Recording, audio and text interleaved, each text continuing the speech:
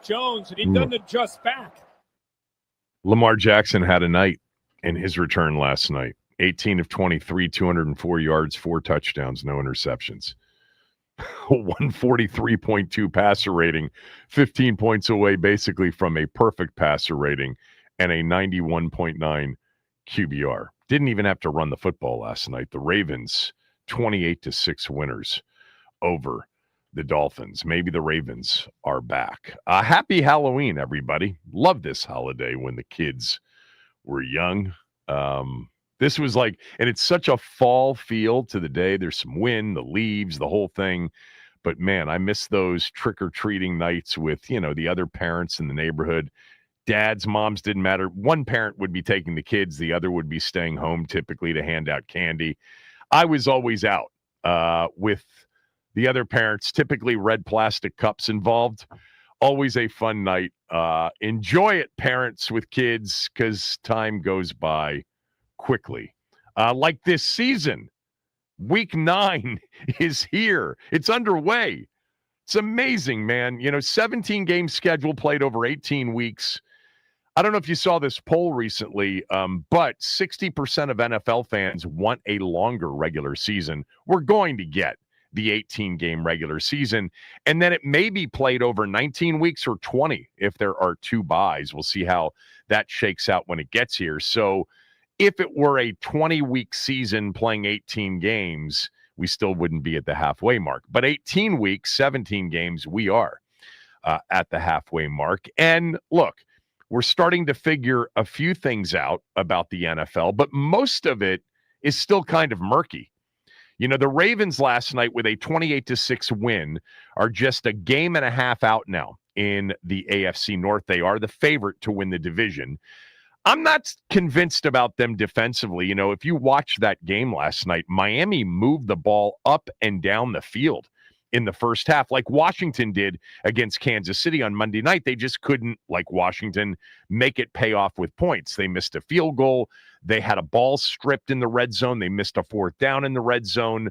We'll see on Baltimore. Lamar being back gives them obviously a very good chance, for sure. The Chiefs and Bills play on Sunday afternoon.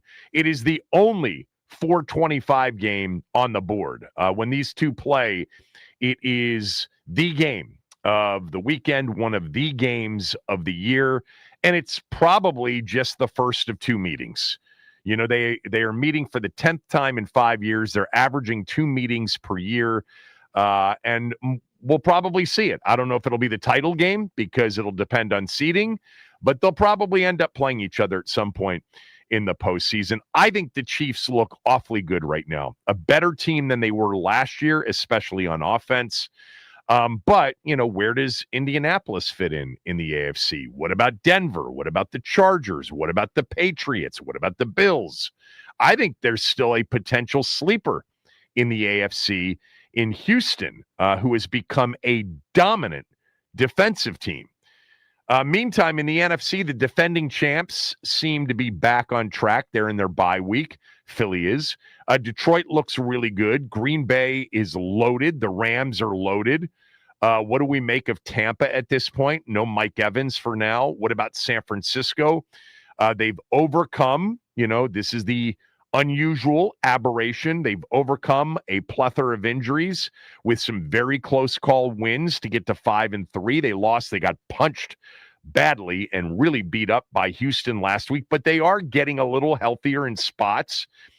And then in the NFC, there's Washington's opponent on Sunday night, Seattle. All right. I spent a couple of hours yesterday knee-deep into watching Seattle. I've seen them play a few times this year, but not with the kind of focus that you want to put on a team when they are about to face your team. And I'll tell you what, man, Seattle is legit. Legit. For those of you who have not watched the Seahawks, haven't paid attention to them, I promise you, this is no exaggeration. They are capable of going to the Super Bowl out of the NFC. Now, I'll have my keys to a win Sunday night coming up. And, man, Washington is not, set up right now to face a team like Seattle. Home field's going to be a big deal. It's got to be a big deal Sunday night. And having the wild card of having a great quarterback, hopefully on the field, we'll see if that ends up carrying the day. It's going to have to. But, man, these Seahawks are good, really good. I was blown away. I had seen them enough to know that the 5-2 record wasn't fake, but they are so good on both sides of the ball. Overall, per DVOA, all right, they are the second best team in the league per DVOA, third best defensive team, sixth best offensive team, and the number one ranked special teams unit in the league. They have right now one of, if not the most dangerous receivers in the NFL in Jackson Smith-Njigba, JSN. He's on track to set the record for reception yards in a season, breaking Calvin Johnson's mark from 2012. And say whatever you want about Sam Darnold. The reason that he went super high in the draft is because the dude can just flat out throw the football. He can sling it. That's never been the issue with Darnold about whether or not he could make all the throws. It's been his decision-making and his processing that was the problem. But since going into the Shanahan-style offense with Kyle as a backup 2 years ago, with Kevin O'Connell last year in Minnesota, and now with Clint Kubiak in Seattle, Washington about to face, for the third time this year, a Shanahan-style offense. We know what Quinn's record is against a Shanahan-style offense. This year, Green Bay and Atlanta. Green Bay with Matt LaFleur, Atlanta with Zach Robinson. Zach Robinson, the OC in Atlanta, was with Sean McVay, and they got torched in both games. Clint Kubiak is Gary Kubiak's son. He's been a coordinator, was a coordinator for Minnesota, had Kirk a few years ago. He's got Darnold, who was with Kevin O'Connell last year. This is a Shanahan offense, and we know what kind of issues these Shanahan-style offenses have given Dan Quinn's teams in recent years. I don't know how our defense is going to stop, cover with more than one, with two, Smith-Njigba. He's an immediate separator, okay? He is a guy that gets open immediately, gets separation immediately. And Sam Darnold is throwing it to him all the time. He is 38% of their targets, 38% highest in the league. This is another game, like we said last week and the week before against the Cowboys, where if the offense doesn't keep the football and score a lot, it's going to be trouble. And that won't be easy because this is the best defense they've faced since the Packers in week 2, a month and a half ago. They are the best run-stopping team in the league, the Seahawks are. They give up 3.3 yards per carry. I mean, the dudes they have up front, you know the names. Leonard Williams is balling out. DeMarcus Lawrence.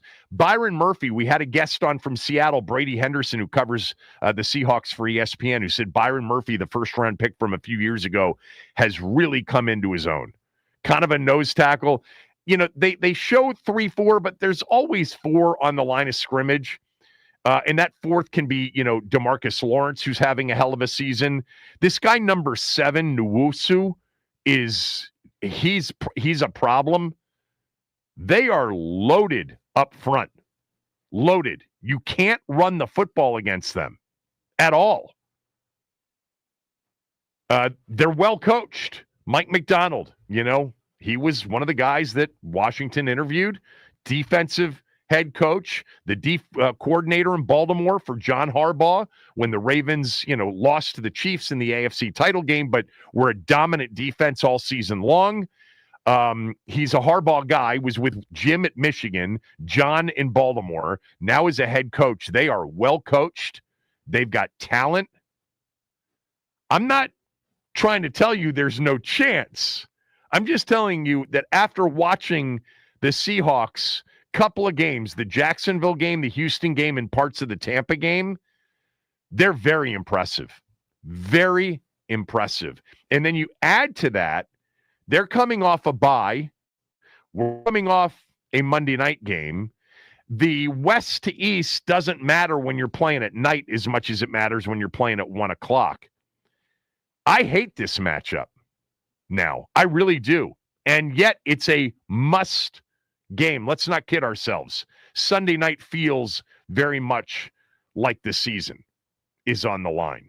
There's a reason why Seattle is favored Sunday night on the road. And by the way, the line hasn't shifted significantly yet. I think it was built in that Jaden was going to play, and it's built in that Jaden's going to play right now. But Seattle being a 2.5, 3-point favorite, just so you understand what that means, if they were playing in Seattle, they'd basically be an 8.5 or a 9-point favorite at Seattle. Kind of where Kansas City was, a little bit short of where Kansas City was. I didn't even mention the talent they have at running back, because they don't run the ball effectively, but they run the ball. Because why? It's a Shanahan-style system. So they're never going to stop trying to run the football. This is a Jaden Daniels game if they're going to win it. If they're going to win it, it's got to be Jaden with a cape on, like we saw last year. It has to be that way Sunday night. I hope he's healthy. I hope he can play that way physically. It will hurt maybe more than it has at any point this year against this team's defense that Terry McLaurin isn't going to be in the lineup. That is going to be hurtful. The idea that they're just going to run the football and you got to run the football, you got to stay on the field this week, whatever it takes. I don't think that's going to be running the football. I don't think they can run the football against Seattle. I hope they can. I think maybe some of the run extension throws, the short, quick game. I think it's got to be quick game this week. I think it's got to be a lot of Debo and a lot of McCaffrey on short stuff. I think the tight ends are going to have to be a big part of the game, like they were Monday night against Kansas City, but this is not going to be a game Washington wins without great quarterback play, without Jaden Daniels doing what he did last year 12, 13, 14 times. And that is putting on the cape and saying, yeah, we may not be as good talent-wise, but I'm better than anybody you have. Going to need that on Sunday night in a game that I honestly think they desperately have to get. I know I keep saying 3 out of the next 4, but if they're 3-6 and they don't look good and they lose, and then you got Detroit coming in, and Detroit may be the one team in the NFC that you can say definitively is better than Seattle. Yeah, that's where I have Seattle now.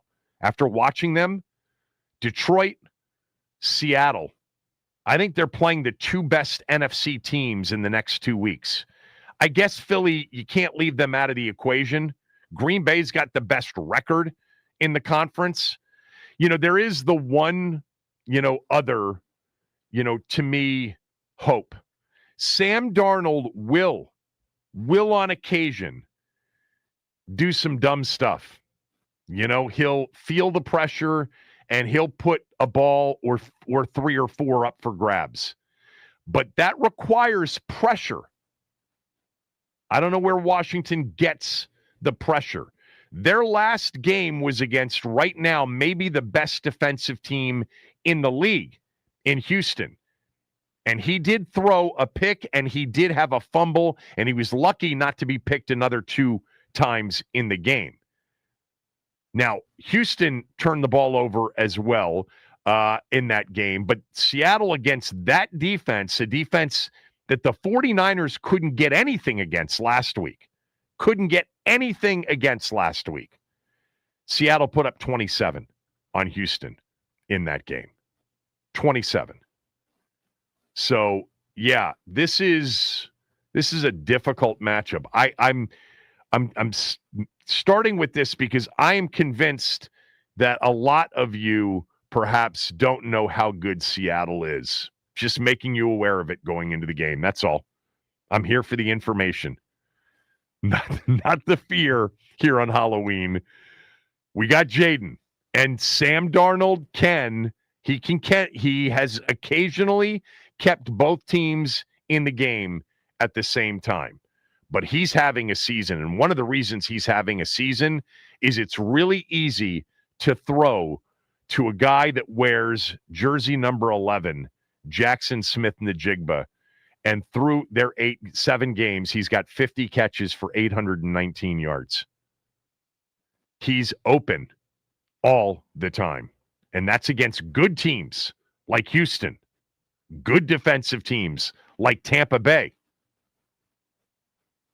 Dominant at the position right now. I'm not putting him there with Jefferson or Chase, but he is climbing the ladder of the best receivers in the league. And again, based on the season statistically he's touching that season. Chase has kind of gotten back into the mix the last 2 weeks with a quarterback, but Smith-Njigba, one less game, still has 100 more reception yards than Jamar Chase does.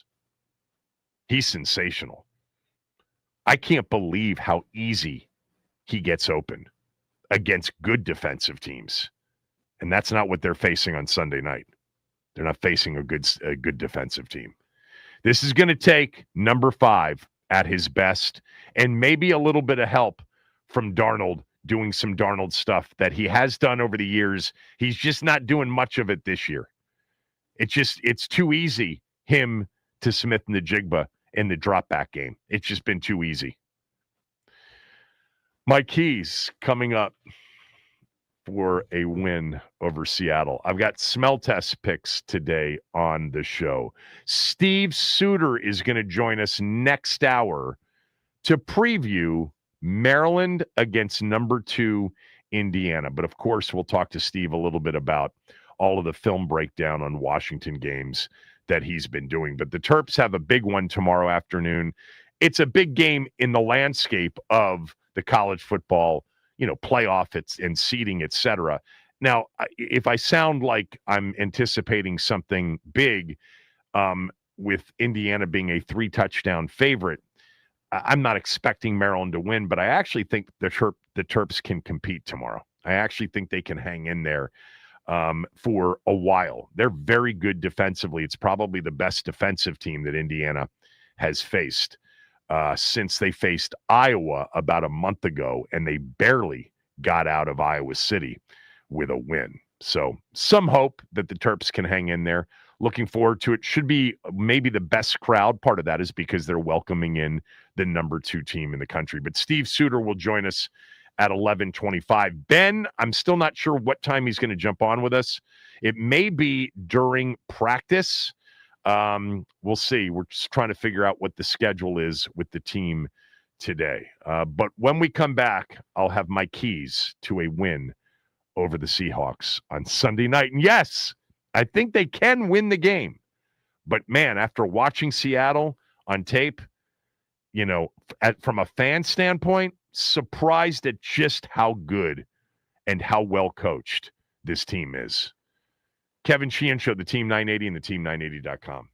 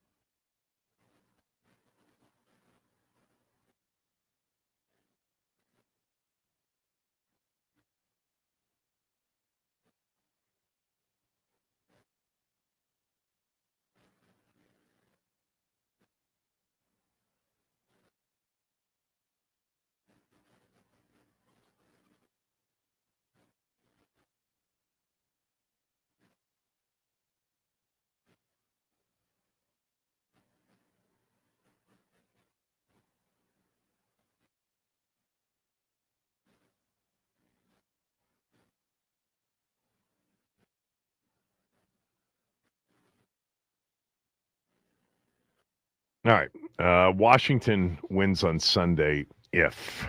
All right. So I want to start with what I think is the absolute paramount key to Sunday night. They have to do it with their offense. Jaden has to be really good. And by the way, really in control of the game. And from that, what I mean is they need to really search for those run extension throws, quick game stuff. He's got to be quick, decisive on the quick game, accurate on the quick game. I think one of the keys to this game, I think we see this when we watch any NFL game. An offense needs that first down. When they get that first down, it's like there's this deep breath and it's like, all right, we can get going here, and getting that first down on Sunday night is huge because I think once they get that going, Cliff gets it going. Cliff is good, man. I trust Cliff. I trust Cliff to figure something out in this game, even without Terry and against this particular defense. As much as I respect Seattle's defense, I trust Cliff and Jaden, even without Terry, to scheme up, some offense. But to get to the best of it, they've got to convert that first down. So many times when a game ends, fans will say, why didn't you run the ball more? Or why didn't you do this more? And it's like, well, we didn't stay on the field. We didn't get that first down. We didn't have the opportunity to call our 4th, 5th, 6th, 7th play of a drive.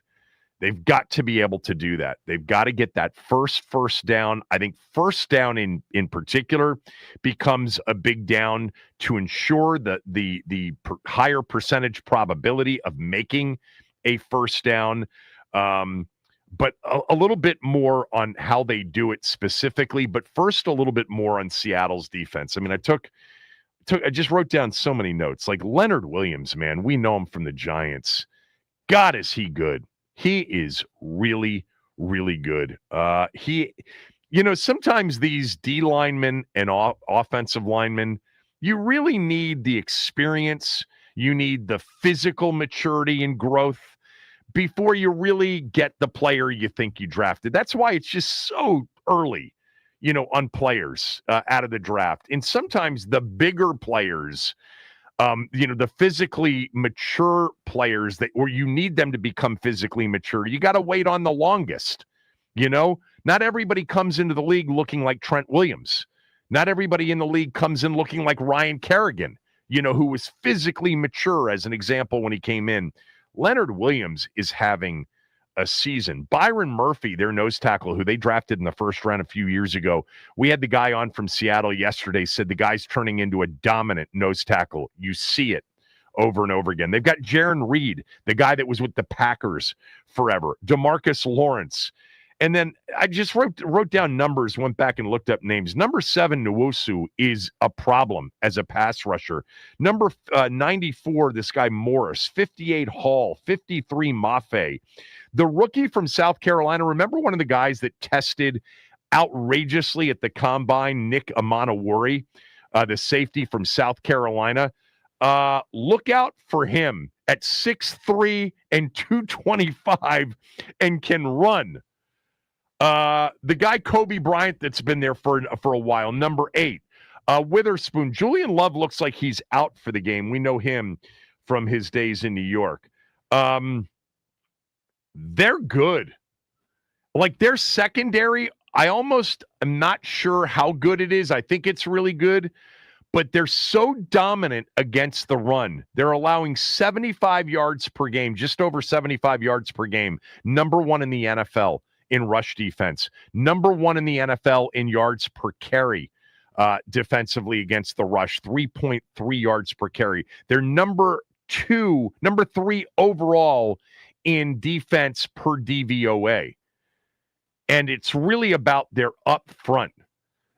And by the way, at least in the games that I looked at, and I didn't look up these stats, I should have, they don't blitz a lot.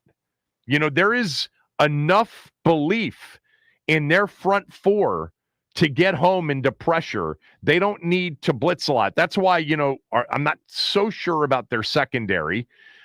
Because they haven't necessarily needed it. There's one game this year, One game in which the opposition had a great day offensively, but they did not do it running the football at all. The game of the year, you could probably go back to the Tampa-Seattle game in Seattle, week 5, 38-35 Seattle in that game. It was a game in which the quarterbacks and the receivers were incredible. By the way, Tampa Bay was without Mike Evans in that game. They won the game 38-35. They rushed for less than 3 yards per carry. What did I write down here? Jacksonville game. Tampa Bay rushed for 2.3 yards per carry in the game. They had 56 total yards rushing, but Baker Mayfield threw for 379 and had a 92.4 QBR, and the ball barely hit the ground. 29 of 33. They had 1 or 2 big plays. That was it. A lot of, 10s and 11s and 12s and 13s. Cade Otton, their tight end, was a big part of that game. I think the tight end's going to be big for Washington on Sunday night. Egbuka was the star, the rookie from Ohio State. Had like 170 yards through the air and had a big one for a touchdown. But I don't think this is a game in which you can run the football. It's if you're going to score and you're going to outscore them, it's going to be Jaden throwing the football in the game. Going back to the box score from the game. 24 carries, 56 yards, 2.3 yards per carry.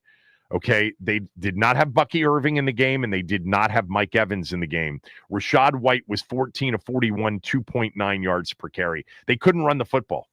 You can't run the football against Seattle. I'm telling you, Murphy and Reed and Leonard Williams and DeMarcus Lawrence, forget about it. It's not happening. And look, Washington struggled to run the football the last couple of weeks against teams that weren't that great against the run, Chicago and Dallas. And then Kansas City, they have the kind of talent that Seattle has defensively. So I don't feel great about the ability to run the football.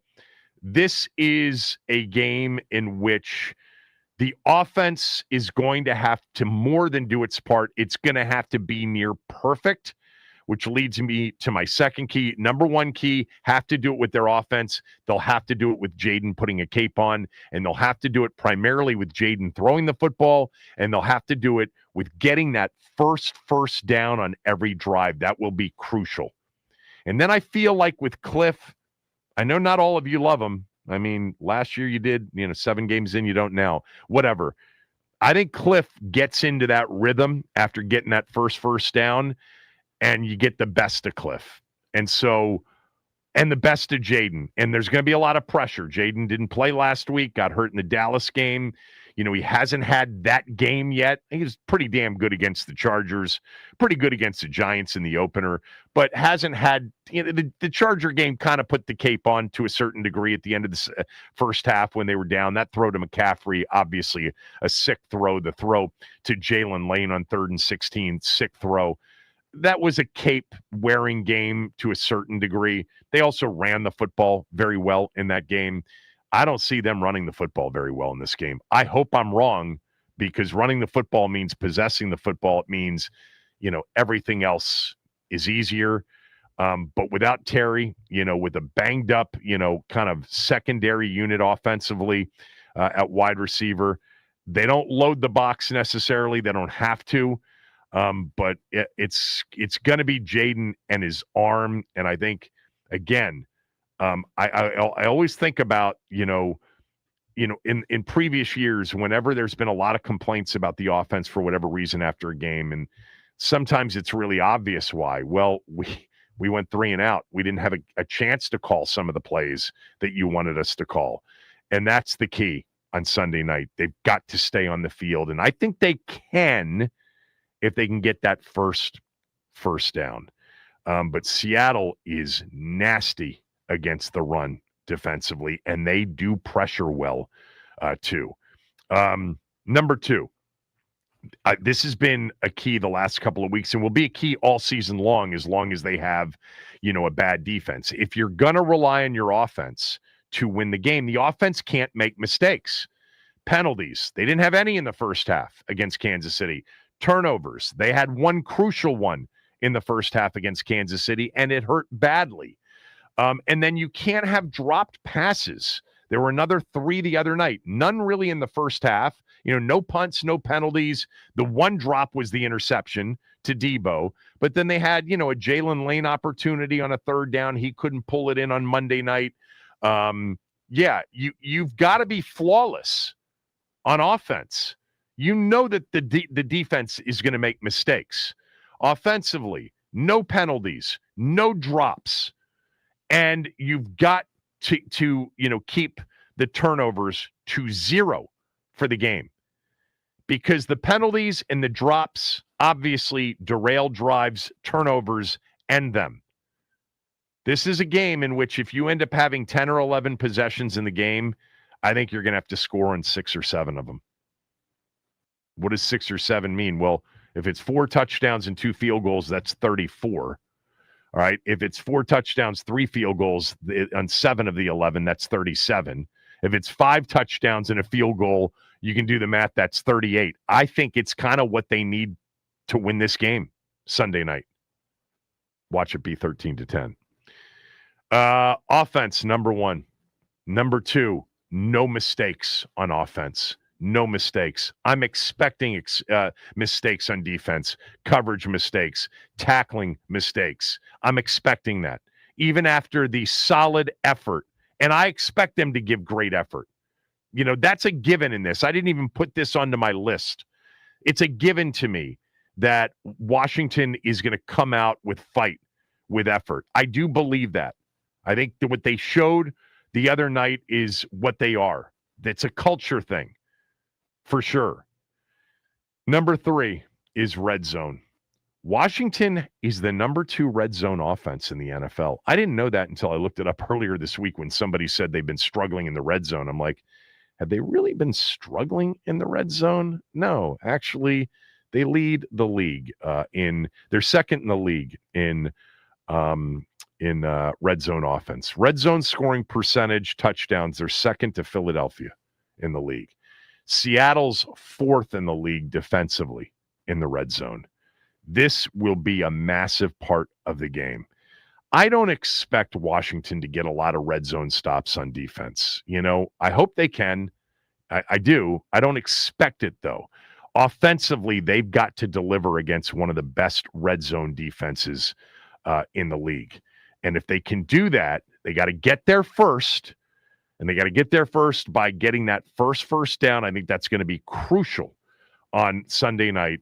And I think they can then move the ball between the 20s against a very good defensive team. But it's going to be tough in the red zone against the number 4 defensive team in the league in the red zone. Flipping it around, just so you know, Seattle's got a good red zone offense. Washington way down there near the bottom, 27th in the league in red zone defense. I think it's that red zone offense versus Seattle's red zone defense that will be crucial. You got to get there 4 or 5 times, and then you got to deliver on 3 to 4 of them. Minimum. You got to be at 65% plus, 2/3 plus in the red zone with touchdowns.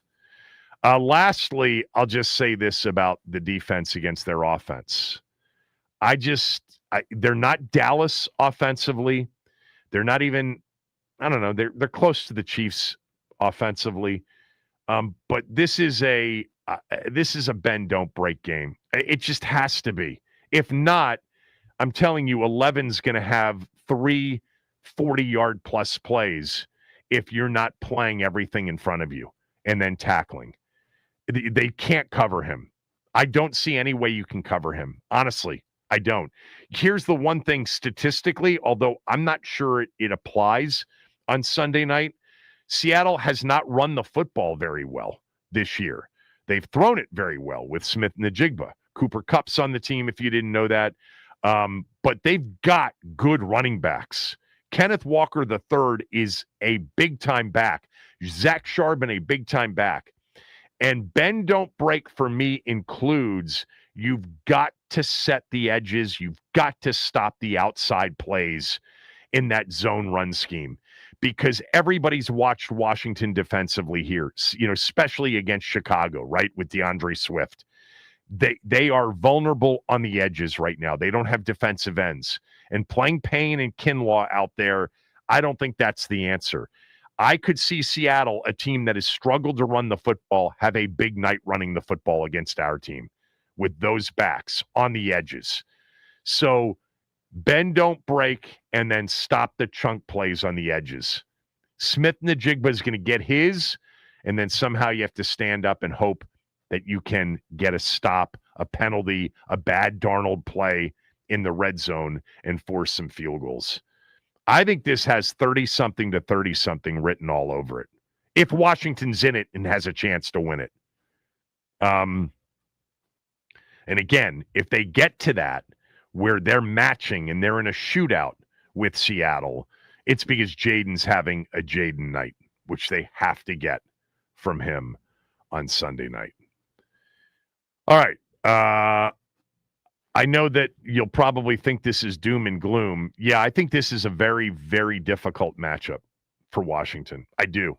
I think Seattle's legit. I think all the numbers bear out how legit they are, but the eye test tells you they are legit. I also don't feel good about this being, a Shanahan-style offense and the trouble that Washington's had against it. I do have visions of Kenneth Walker III and Zach Charbonnet, outside on runs getting 12, 13, 14 yards a pop. They have not had great success this year running the football, but they haven't played Washington yet. And Washington's inability to stop. I could see a lot of outside zone going for big chunk yardage. Somehow, though, you can't let Smith-Njigba take the top off 3-4 times a game. So I think it's bend, don't break, and then pray in the red zone. Come up with something in the red zone. They got some guys that try hard. Reeves tries really hard. They've got guys, up front that are going to give you their best. Kinlaw, he's got to make some plays. Couple of batted balls would help by Deron Payne this week, against a quarterback like Darnold who, might be 6'2", 6'3", but sometimes looks a little bit smaller. I mean, these are the kinds of plays on defense that you're just going to take, and it'll be icing on a pretty ugly cake. And you just take them, and hopefully you can get them off the field a couple times or force field goals. But this game comes down to 5, and what he does and what Cliff does scheme-wise to move the ball and score against a very, very good defensive team. Very well-coached defensive team. Tough spot. They'll look good, though, in the uniforms that they'll wear. And Art Monk's jersey, 81, being retired. Looking forward to all of that. I just hope it's a game that when we get to, 11:15, 11:30 on Sunday night, they're 4-5, because I think they need to be 4-5 come Sunday night.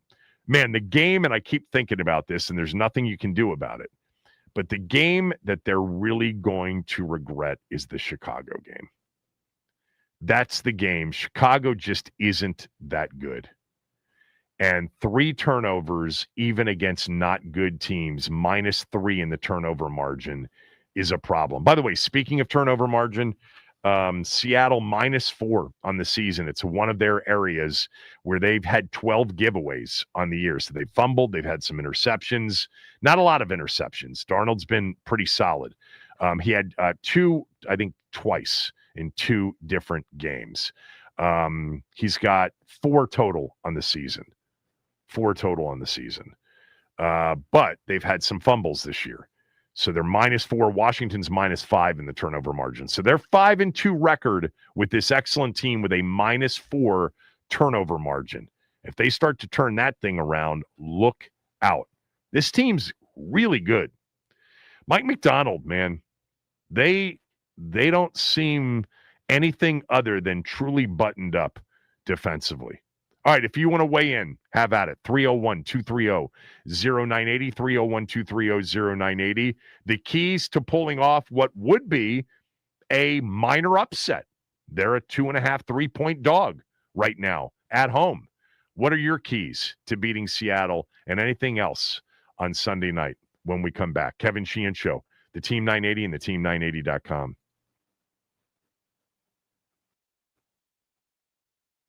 All right, happy Friday, everybody, and happy Halloween. We start off with Lamar's return to the Ravens lineup. It was quite a show. 18 of 23 with 204 yards and 4 passing touchdowns propels the Ravens to a 28-6 win over the Miami Dolphins. Plus, the Wizards, they took on the Oklahoma City Thunder last night. Bilal Coulibaly made his season debut with 19 points, 8 rebounds, 4 assists, but MVP Shai Gilgeous-Alexander drops 30, and A.J. Mitchell comes off the bench with 20 of his own. Wizards fall to Oklahoma City 127-108.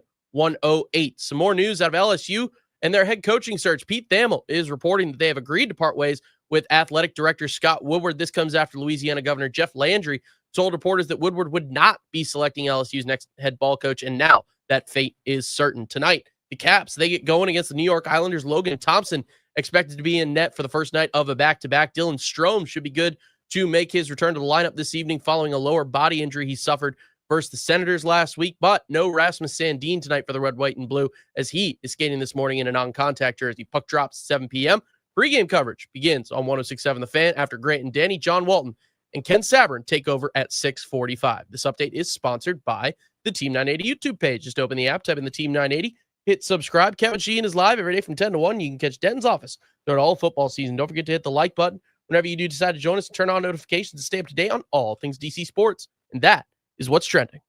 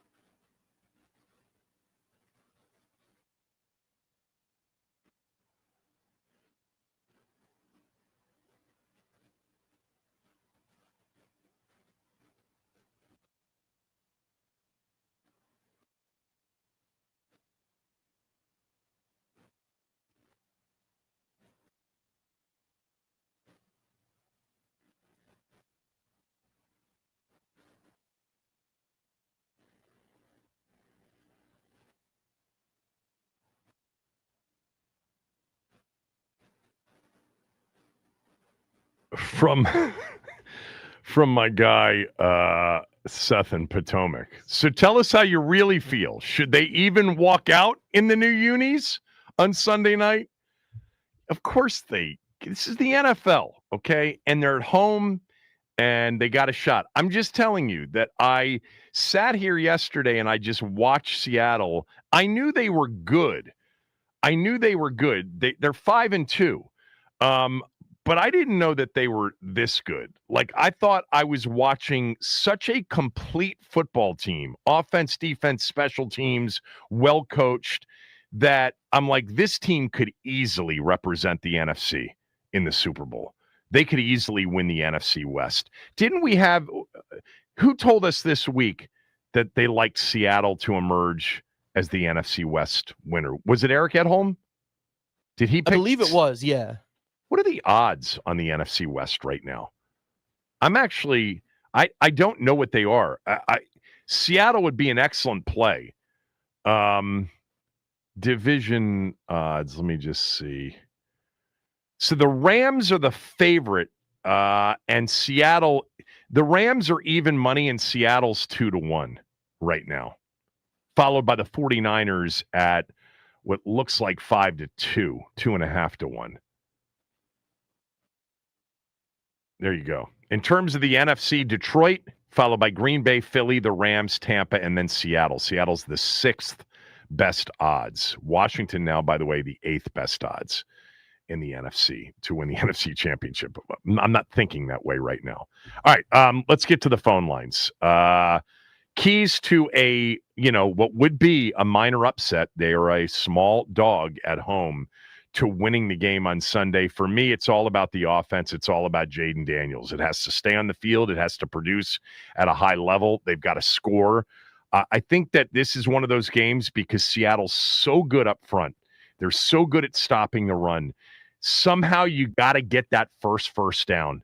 You've got to get that, let that breath out, take a deep breath and okay, we're not punting quickly. Got that first down. And I think that's where Cliff starts to really cook, and I think Jaden too. And I think him coming off the injury, missing the last game and a half, it's going to be really crucial early for them to get some first downs, to get drives started. Let's go to Will. Will, go ahead. Kevin. Hi, Will. How are you? Good. Hey, Kevin, the way you dissect this game, it's kind of like a pro team playing against a college team. It's not. You make me kind of jealous not. when I know, but you make me kind of jealous how you talk highly about that defense, and it's a good defense. That I'm very jealous about our defense. And would you take Leonard Williams over Payne? Oh, I take Leonard Williams over Payne right now, 100%. I'd take Byron Murphy over Payne. I'd take Leonard Williams. I'd take DeMarcus Lawrence. They're really good, and they're very good up front. Leonard Williams is having – what year is Leonard Williams in? Is this year – because he was in that draft with Brandon Sheriff, right? 2015 draft? Yeah, 6th lineman picked in the 2015 draft. So, that would be year 10. Yeah. He's a baller, man. He's always been a baller, though, right? Always been a baller. But he's having an excellent season. Go ahead. I think his game is going to be similar to the Kansas City game. It's sad that it's this way it is. We just got to be realistic that we just not good enough. We don't have receivers. So, I'm going to sit back and relax and just take it in this week for next year. I hate to say that. But I'm not doing that. I definitely think they can win. It's just much more daunting than I thought it was during the course of the week before yesterday. It's the NFL. Of course they can win. They're at home. This has to be a big time crowd. I know that last year there were some really good crowds, and they're helpful. This is one of those where the crowd has to impact the game. Has to. And lift. I'll call you Monday, Kevin. Appreciate it, Will. Steve, go ahead. Good morning, Kevin. How are you? I'm well, Steve. Good, thank you. Very interesting point, Kevin, you made. Yeah, I think we have to win the time of possession, keep the defense off the field, keep our defense off the field, and sustain long drives. That's what I think. The other thing is, Kevin, around here in the DMV, we got to start with the excuses. Because even last year, when we went up there and we beat Detroit. Detroit was decimated with injuries. Right. Decimated. And we didn't give them any kind of kudos. We paraded around Washington, and they had 11 starters out, if I'm not correct. Well, I talked about it all week leading into the game and after the game. Yeah. Because it was a reality. It was a part of the game. Absolutely. So yeah. my thing is, our team, let's start with the excuses. Like, we're playing bad football. I'm talking to first string, second string guys. We can't tackle. We're not setting the edge. We don't get any pass rush. We're not blocking up front. We can't run the football. I'm saying, like, we're just playing bad football. So the guys that's coming in. Yeah, but Steve, what are the reasons for that? What's the number one reason for all of that? Well, I say this. I'm asking you, why have they been inconsistent offensively, bad defensively? The defensive conversation is a separate one, but what's a big part of why they are 3-5 right now? A reason, not an excuse, a reason. Yeah, the injuries, Steve. The injuries. Is it all injuries though, Kevin? No, it's not all, but primarily it's injuries. Number one reason they're 3-5. Number one. Okay, so number two is they're not very good roster-wise. Especially on defense. Okay, so even it comes on the back end as far as tackling, where we can't set an edge. Well, we don't have defensive ends playing that we started the season with. Our top three are out, done for the year. Okay. I think it's because they're injured and they're out for the year. See, this is the conversation I don't get. Like, I understand if you're in the mix and you're in the competition and you're in that locker room, no excuses, next man up. But we don't have to evaluate it that way. We're not playing. We understand football. Injuries are the number 2 determining factor in seasons after quarterback. Number 2. Absolutely. So they're not excuses. They're reasons. Washington's been ravaged by injuries. The injuries have also happened to their best players, their biggest contributors, and that's why they're 3-5 more than anything else. Are there other reasons? Yeah. Their roster's pretty average to less than average. Defensively, there's a lot going on there, even when they had their starters. So, yeah, but no one's making excuses. We're just listing legitimate reasons, and they all play into the evaluation of a team and, by the way, the pregame analysis of your next opponent. We're limited right now because we don't have many of our best players on the field. The good news is one player that's been out for 3 games comes back Sunday night, our best player. You're talking about Jay. About Jay. Absolutely. One thing, Kevin, I'll let you go. The other thing is, real quick, as far as Terry McLaurin, throughout the history of the NFL, now I want to know, we know injuries happen, but throughout the NFL history, the same thing happened with San Francisco with Brandon Ayuk last year. Right. You hold out, you get these soft injuries. He didn't play all season. He got his money. Same thing happened the year before that with 49ers with Trent Williams. My thing is, with the front office, why not just pay the man up front and get him in the training camp? These soft tissue injuries, everybody predicted. They wanted to pay him up front and get him into training camp. But Terry wanted 10 times what the fair market value was. That's an exaggeration. But he wanted so much more than what the market dictated that he held out, then demanded a trade. The team, again, we're gonna litigate this for years. Thanks, Steve. I got to get to a break. But my opinion is what it is. I haven't come off of it. The team didn't have to offer him anything. They offered something that was well within reason, and Terry and his agent thought he was Jamar Chase and Justin Jefferson. And that's just not what he is, period. Stay on hold. We'll take more calls. Steve Suter's going to jump on with us. Ben's going to jump on with us. We'll go around the NFL. We've got smell test picks, lots to do on this Halloween Football Friday, the Kevin Sheehan Show. Team 980, the team980.com. Don't forget, you can watch the show now on the Team 980's YouTube channel. Hit the subscribe button and hit the like button when you get there.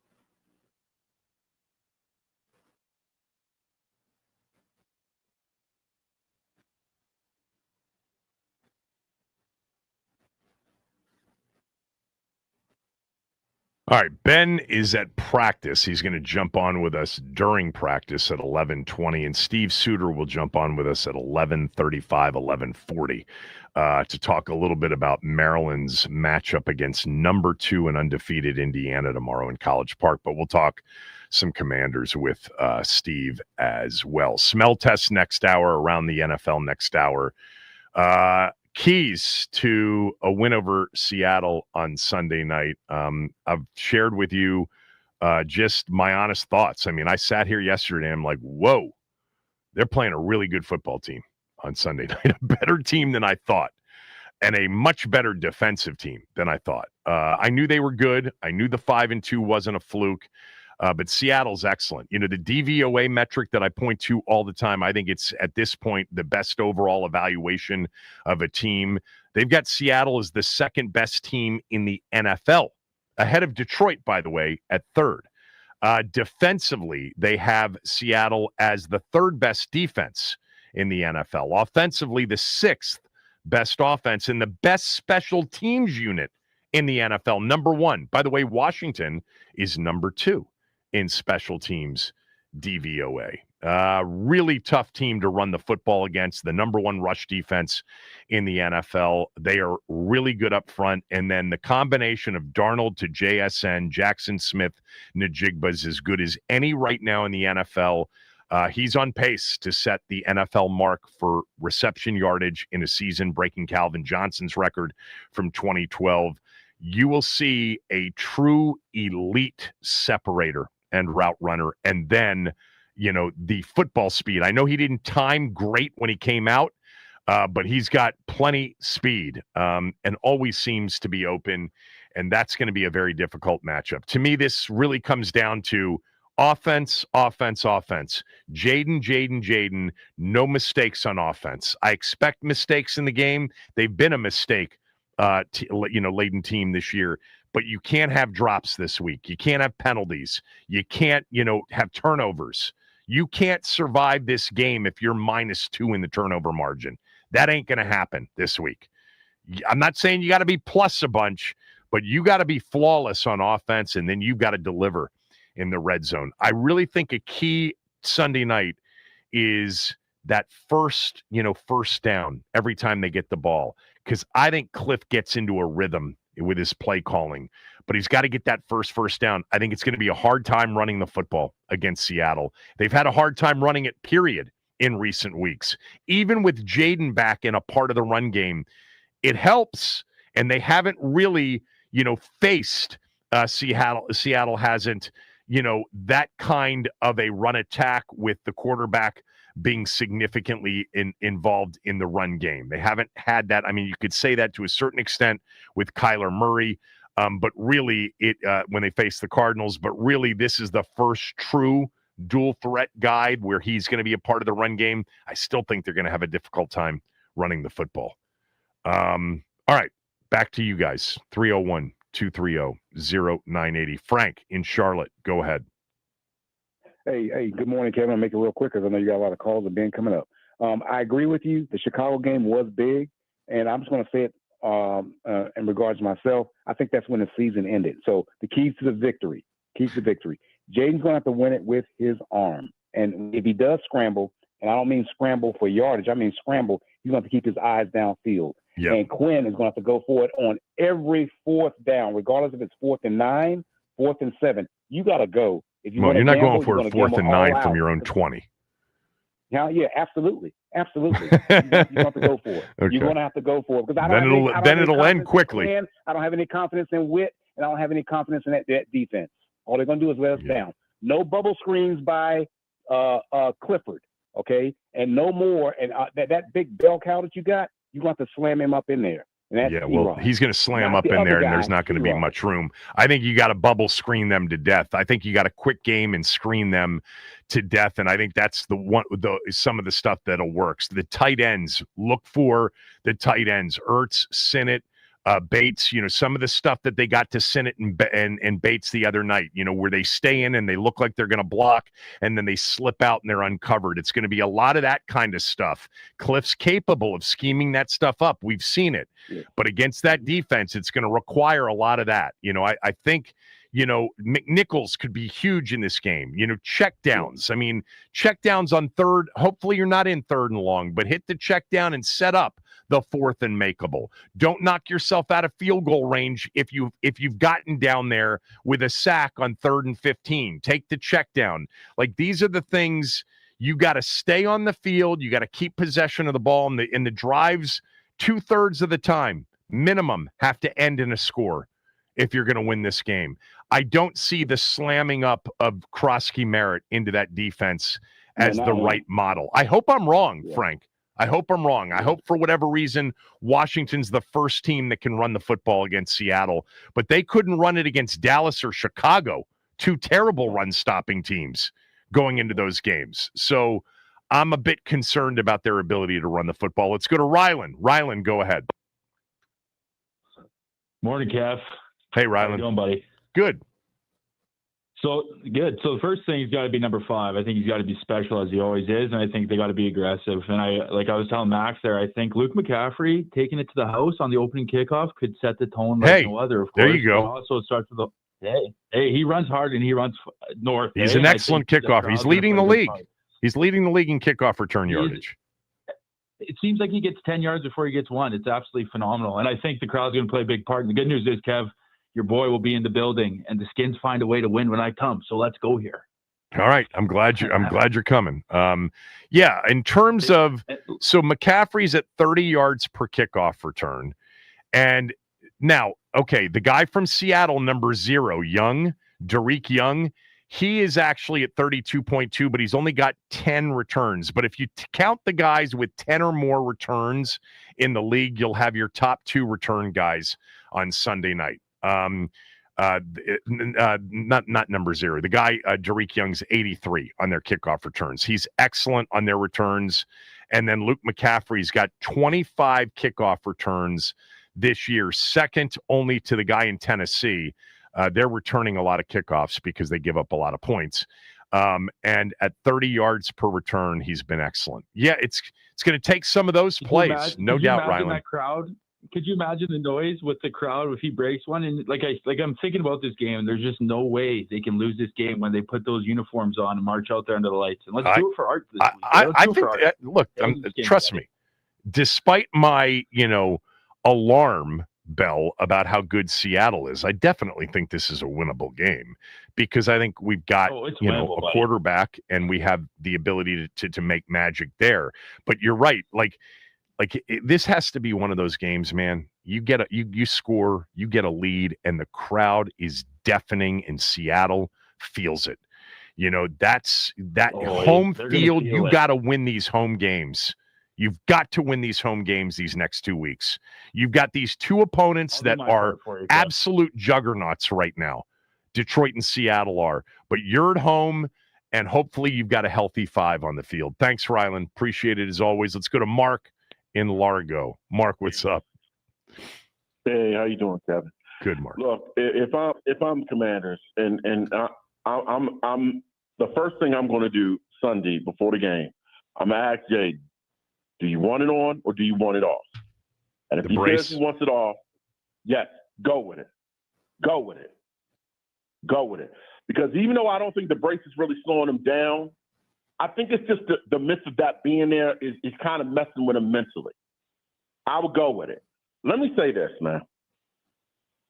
What we have out here is someone who is very, very special to the point where I think it mesmerized the other team as well. And what I mean by that is, I heard the caller who called you and said, well, this team, when they lost Chicago, they ain't going to do nothing. They're not that good this year. I got news for you. They weren't that good last year. But you had that guy who could change the face of the game.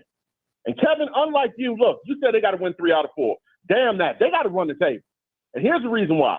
If they run the table, they'll get into the playoffs. Not only will they get in the playoffs, Jaden's going to assure himself being league MVP. I'm going to tell you that right now. They run the table all the way to 12 and 5. You're at least a wild Okay. card win. Okay.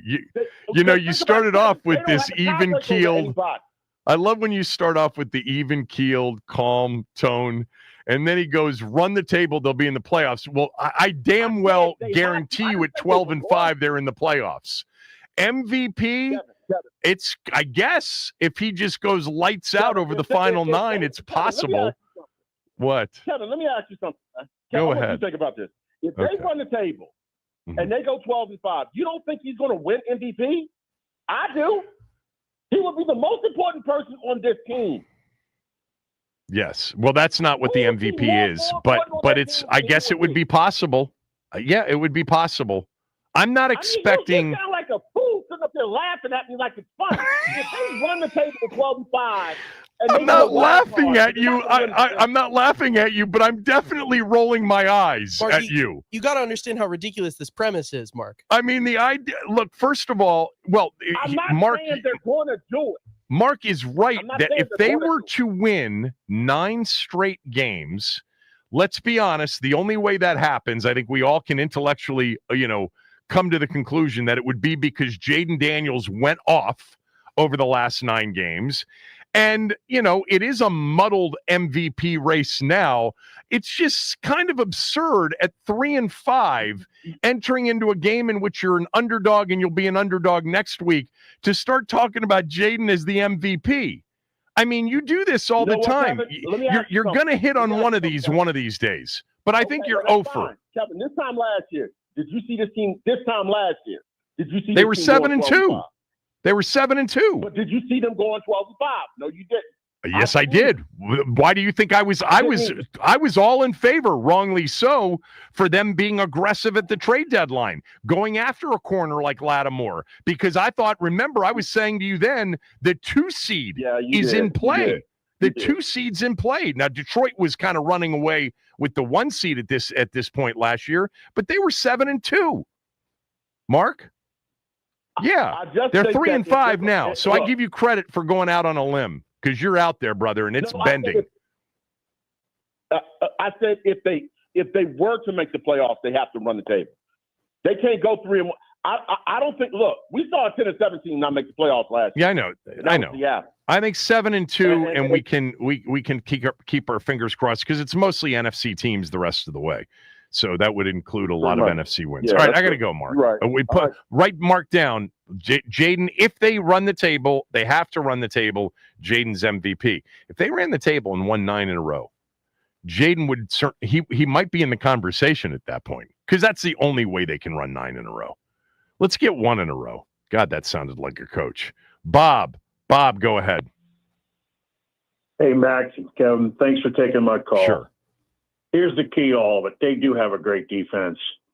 It's got to be the offensive line. With Cosby back and the rest of the guys, hopefully there's some continuity that they can make the double team block successful at the point of attack.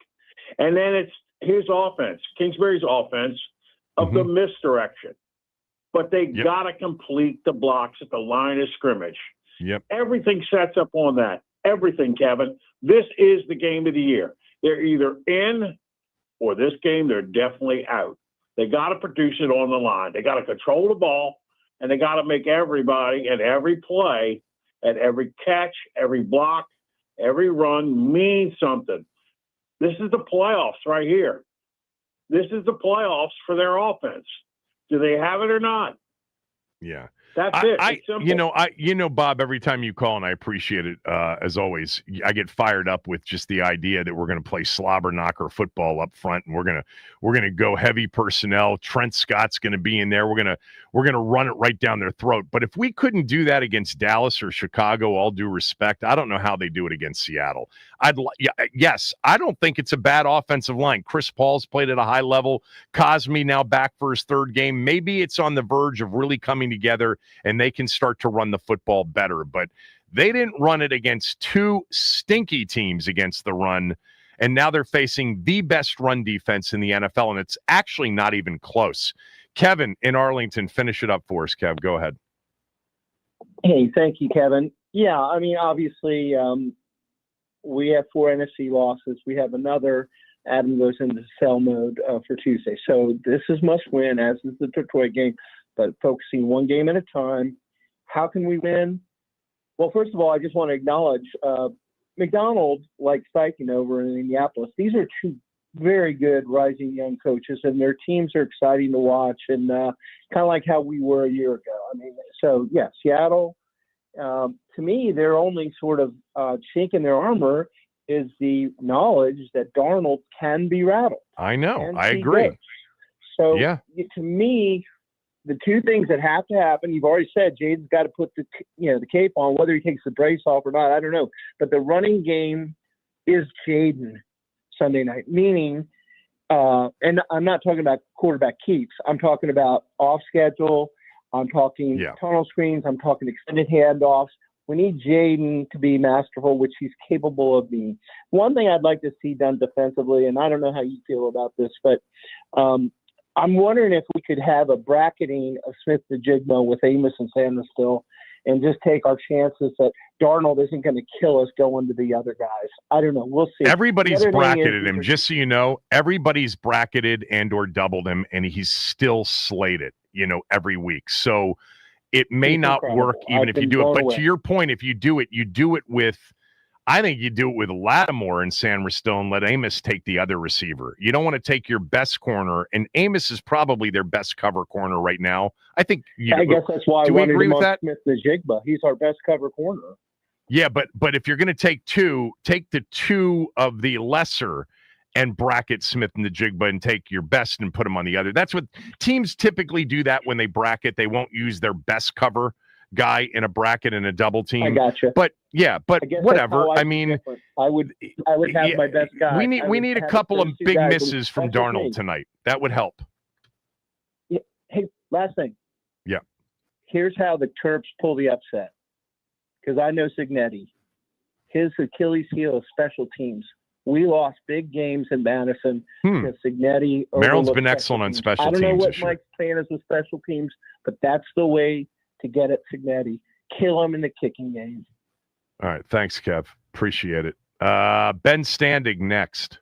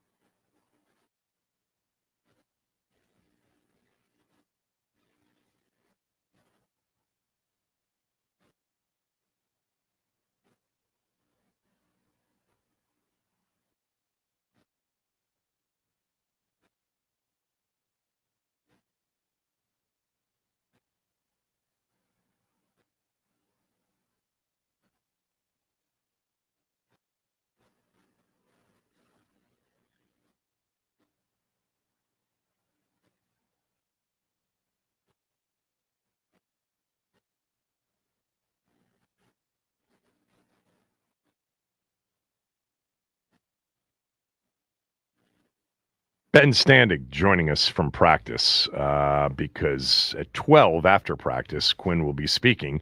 So we've got Ben on a little bit earlier at Ben Standig on X, on Twitter. Last Man Standing is the podcast and the Substack column. So I've just spent the last hour and 20 minutes talking about how good Seattle is. I spent like 2 hours yesterday looking at their games. They're really good. I knew they were good. I don't think I knew they were this good. What do you think? And what do you think the keys are to pulling off what would be, at least based on the point spread, a minor upset? Yeah, I think because Sam Darnold still doesn't generate a ton of fear relative to other quarterbacks. He's good. He's definitely in. He can sling it, man. Oh yeah, the arm talent's never really been questioned, but yeah, he's in the way too early MVP conversation. And Jackson Smith and Jigba, is arguably playing as well as any receiver in the league right now, lining up whether in the slot or outside. They're I think at least as of last week, they were top 5 in all 3 offense, defense, special teams. I think on it was either DVOA or just statistically. DVOA. They're number 2 overall. They're number 6 offense, number 3 defense, number 1 special teams. Okay, yeah. I mean that's obviously you can't be much more well-rounded than that. They're also road warriors. I mean, they one of them won 9 or 10 in a row on the road. I think under their new coach Mike McDonald. Interesting. So, I didn't even take that into consideration, but that means something. Yeah. No, they've been incredibly impressive. Because that's a franchise that is always kind of in the mix, up and down, but it always feels like hey they always have a puncher's shot to be good and. With Darnold playing where he's at and all the other units doing what they have to do, obviously they're playing really well. I think for Washington, this is basically my formula for them right now against any of these good opponents. Is we can sit here and talk about what the Commanders need to do. I think on a lot of levels, it's just what the other team is going to do. Does Seattle look past this game to any degree? Do they just simply not have their best day? Kansas City last week, 2 turnovers in the first 2 drives. They were moving the ball well, but obviously they were helping Washington out. Washington didn't take advantage of it, and the game kind of went the way that it did. So they need Seattle to kind of do some of the same things. Obviously, they can help that, by sound defense, no turnovers on offense, all those kinds of things. But honestly, they're going to need Seattle to play off. They play down a little bit because if they're playing at their peak, what we've seen, it could be a pretty tough day. 9 in a row under Mike McDonald, they've won on the road, and they've won 10 of the 11 road games during his 1.5-year tenure. That I did not know. That's really interesting. With a team last year, let's not forget, in his first year last year with Geno Smith at quarterback, they went 10-7 and they missed the postseason. And they've only lost 1 game on the road during his tenure, and that was at Detroit early in the season last year when, if you recall, Detroit was on fire and they hadn't yet had all of their injuries. That's their only road loss with him. Wild. I did not know that. Okay, so Jaden's in, right? I know it's just full. It'll be full today, full tomorrow. That's what we're expecting. When does he officially say that, we're not playing Marcus Mariota, who hasn't practiced this week? We're only going to play the guy that has practiced this week. Yeah, I mean, he could say it in the next hour when he comes up after practice to talk with us. I mean, just was out on the field. It's incredibly windy today. Otherwise, I would have been out there talking to you guys, but I moved inside so you could hear me. But Jaden was out there doing the QB drills early, ahead of practice. He looks fine to me. Obviously, don't know what potential pain or anything he's dealing with, but he seemed fine and he has all week. So yeah, Quinn could come out here as soon as the next half hour to an hour and say, yeah, Jaden's the guy. Nothing to see here. You obviously could say, hey, we still want to take it. Take every step. Now we're not going to miss a step and wait until closer to game time, but. Like you said, if he's practiced all week and there's no sense of issue, I don't know why you wouldn't just come out and say it today. Yeah, I because I haven't talked to you since Tuesday, I'm curious as to what you think Terry being ruled out immediately means. Like he's kind of done this thing where with Jaden, didn't rule him out immediately. I think a couple of other players not ruled out immediately, but then he did rule out Jaden immediately last time, and then he ruled out Terry immediately now. Like, does that mean it's more than just 1 week, or was it just obvious that there was no chance this week? It's a great question, and this is where, like, you can probably, let your conspiracy brain run a little bit, right? I mean, I'm assuming it means they just didn't think he had any chance to play this week, and therefore there's no point in sort of playing it out. Yet, all we ever typically see are teams playing it out, even if it seems fairly obvious what's going to happen, at least, I don't know, maybe make the other team have to think about it at least for a couple of days. And, Terry, after the game himself, didn't act like it was, the end of the world. And I'm not saying the end of the world meaning like he's out a month. I just mean that he was going to be out this game. So I don't know if it definitively means he's out multiple weeks or somebody decided they didn't want to play that game this time. But, for the most part, they have largely, kind of waited some things out. I guess with Jaden, when you knew it was going to be a multi-week deal, they kind of I guess last week they did kind of say early on, right, that he was going to be out. But with Jaden, I guess it's not. With the quarterback, it's always a little bit different. So I don't know. If I had to guess, it would be just that, he's out this week and then they'll see where they're at next week. But obviously this Terry situation is just odd the way that it kind of keeps unfolding. And I will say when he spoke to us after coming back the last time, he did say, he wanted to make sure he was right in terms of the quad because, it's not good for the team if he's not, ready to go. And it's not good for him either, which is just to note that he was taking sort of that really cautious approach then, not saying it's a wrong approach, but that was sort of where his mentality was. So, if that applies here, it could be a couple weeks. I hesitate even doing this because I just don't want to get down this Terry rabbit hole, but you use the word odd about this situation. Why that word? I mean, like I said, it's for the reasons that we're all wondering. I mean, obviously, I don't know. I can't say for sure what's going on behind the scenes. Is he taking a little bit longer than maybe he would have in the past to get back out there? I don't know. I don't, like you said, I don't really like sort of speculating it, but I mean, I'm just saying what we're all thinking. So it's not like I'm not, I'm not applying any extra gravitas because I'm standing out here in Ashburn. I'm just like, this is what, this has been the conversation. I'm not saying it's been a conversation internally or that they're, whispering anything like that to us, but just, this is a guy who didn't miss games. And, now he missed 4. Now he's missing another one.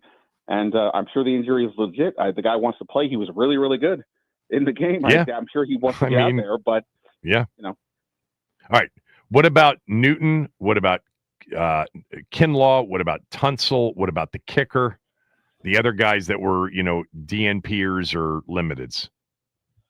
Yeah, well, I was just, like I said, just out there, and Tunsil was out on the field, but as the players were kind of doing some of their calisthenics and like running up, doing some light running, he was standing firmly in place, not doing much. So I don't know what that means for sure for him. Obviously, offensive linemen are a bit different than the skill players, who have to run quick, fast, great distances.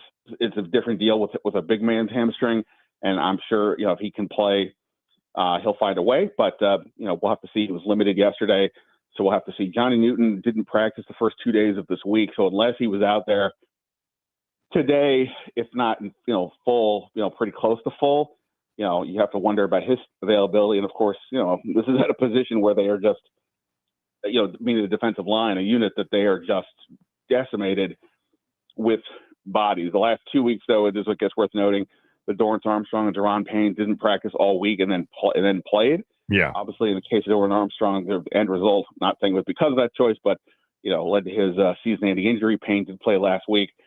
So there's that. So we'll have to see where Newton's at. But again, if he's able to go, they are just super duper thin on the defensive line. As far as the kicker, obviously they didn't make a decision until the very last second last week, but there's no other kicker here now. So I presume they think that, he at least has a reasonable shot to play, until we hear otherwise. I'm going to have to just kind of go off that assumption. How does that work, by the way? Do they just tell Matthew Wright, look, we're putting you up in a hotel nearby in D.C. or in PG County or wherever, and we might have to do it on game day?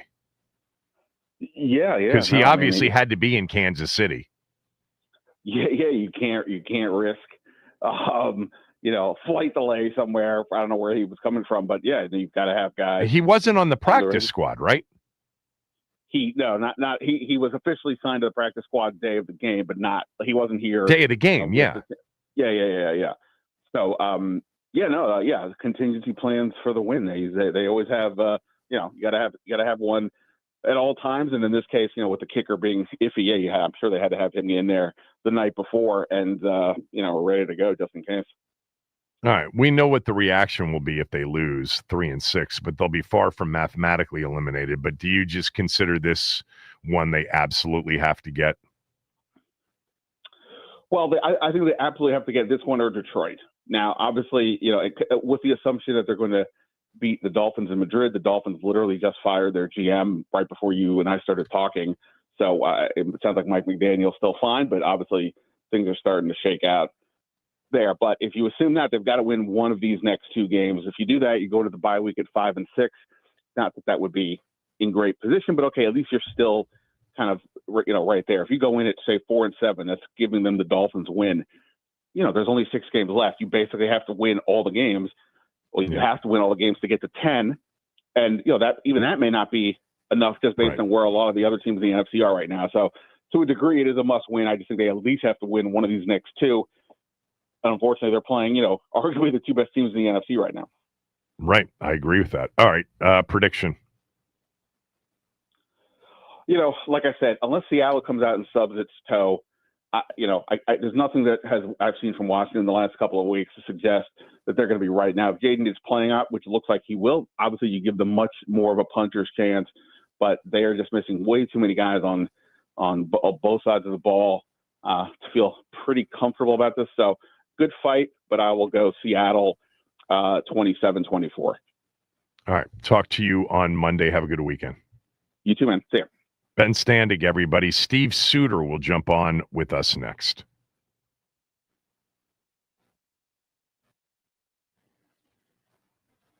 All right. Happy Friday, everybody, and happy Halloween. We start off with Lamar's return to the Ravens lineup. It was quite the show. 18 of 23 to 204 yards and 4 passing touchdowns, propelling the Ravens to a 28-6 win over the Miami Dolphins. And speaking of the Dolphins, they have mutually agreed to part ways with GM Chris Greer this morning, following a meeting this morning. Plus, the Wizards, they took on the Oklahoma City Thunder last night. Bilal Coulibaly made his season debut with 19 points, 8 rebounds, 4 assists. But MVP Shai Gilgeous-Alexander drops 30, and A.J. Mitchell comes off the bench with 20 of his own. Wizards fall to OKC 127-108. Some more news out of LSU on their head coaching search. Pete Thamel is reporting that they have agreed to part ways with athletic director Scott Woodward. This comes after Louisiana Governor Jeff Landry told reporters that Woodward would not be selecting LSU's next head ball coach, and now that fate is certain. Tonight, Caps, they get going against the New York Islanders. Logan Thompson expected to be in net on the first night of a back-to-back. Dylan Strome should be good to make his return to the lineup this evening following a lower body injury he suffered versus the Senators last week. But no Rasmus Sandin tonight for the red, white, and blue as he is skating this morning in a non-contact jersey. Puck drops at 7 p.m. Pre-game coverage begins on 106.7 The Fan after Grant and Danny, John Walton, and Ken Sabrin take over at 6:45. This update is sponsored by the Team 980 YouTube page. Just open the app, type in the Team 980, hit subscribe. Kevin Sheehan is live every day from 10 to 1, and you can catch Denton's office during all football season. Don't forget to hit the like button whenever you do decide to join us and turn on notifications to stay up to date on all things DC sports. And that is what's trending.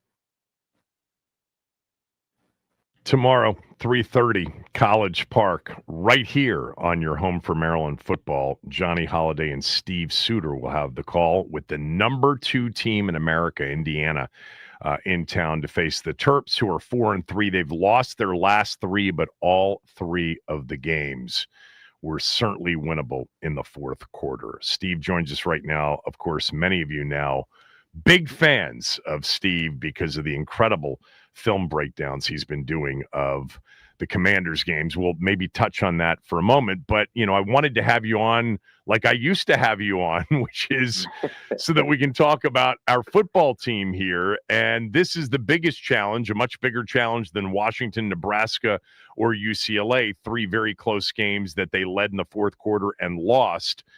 How do they beat Indiana tomorrow, or how do they at least make it a game? Yeah, they're going to have to play pretty close to perfect football. They're going to be outmatched in most key areas, skill position-wise, and in the interior. So it's one of those games it's cliche, but this is the one that you have to hit all the cliches. You can't beat yourself. They've had drop passes on third downs to take them off the field, so you can't have any of those plays. No drops, no turnovers, and you're going to have to get some turnovers on defense. They got a team in the secondary that is handsy. They can get their hands on the football. They're second in the Big Ten they're first in the Big Ten in turnovers gained, and 14 of those are interceptions. Right. So they can create some chaos with the passer, force some throws, and then they can make the plays on the back end. So they're going to have to utilize that. They're going to have to steal some possessions. But it's going to be a tough task. It's going to be a long road to climb, and they got to just be able to not beat themselves if they want a chance to beat Indiana.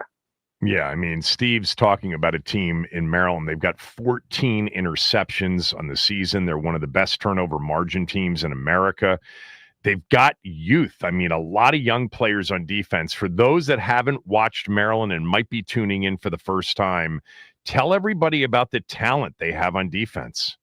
Yeah, they got some good young talent, and it's led by the true freshmen in Zaire Mathis and Sidney Stewart. Those are the youngest of the bunch, but they could be part of the top tier of the bunch too. An issue they've had over the last couple of weeks is they both haven't been on the field for their whole game, and that starts with Washington. You mentioned the 3 losses they had. Well, Sidney Stewart got a targeting call with 10 seconds left in the half. That was kind of a bum call, but nonetheless, they ejected him. So then they didn't have him for the second half, and they felt that effects in that second half, especially in the fourth quarter. Zaire Mathis kind of on his own there to try to rush the passer. And then Zaire Mathis out for the UCLA game due to injury. I don't know the status of him yet, actually, so I'm hopeful that he'll be back tomorrow. And then they're just going to have to stay on the field as long as they can, as many plays as they can. And then you got Trey Reddick. He's a sophomore. He's a young linebacker, number 3. He runs around 2, makes some big hits. He's got to worry about staying on the field as well because he's got a propensity to target and head hunt, and that cost him in the latest game as well. And then Daniel Wingate, he's a junior, so not as young, but probably the overall best player on the defense. He's their their will linebacker. You'll see him run all around the field. He leads the Big Ten, he's top 3 in the Big Ten in tackles per game. But they're probably the most fun defense since I've been covering the team to watch, and it's because of those young guys creating pressure on the passer, and then the secondary is such improved that they're getting their hands on the football like we talked about. Sidney Stewart is a Sunday player, right? You can tell that as a freshman. Yeah, he certainly has that look for sure. I've sat with him and interviewed him a couple times. He's just a big, thick, well-rounded, muscular, 6'2", 255, good-looking, stud-looking kid, and he's got a really good head on his shoulders. Interviews are great with him. Talks to complete sentences, just real cerebral. So he's not just an athletic player. The guy's smart. And he's a joy from a personality standpoint, too. So he's just touching and checking off all the boxes. But from a talent standpoint, sure, you got to project him now early as a freshman that he's going to have a shot to play on Sundays at some point.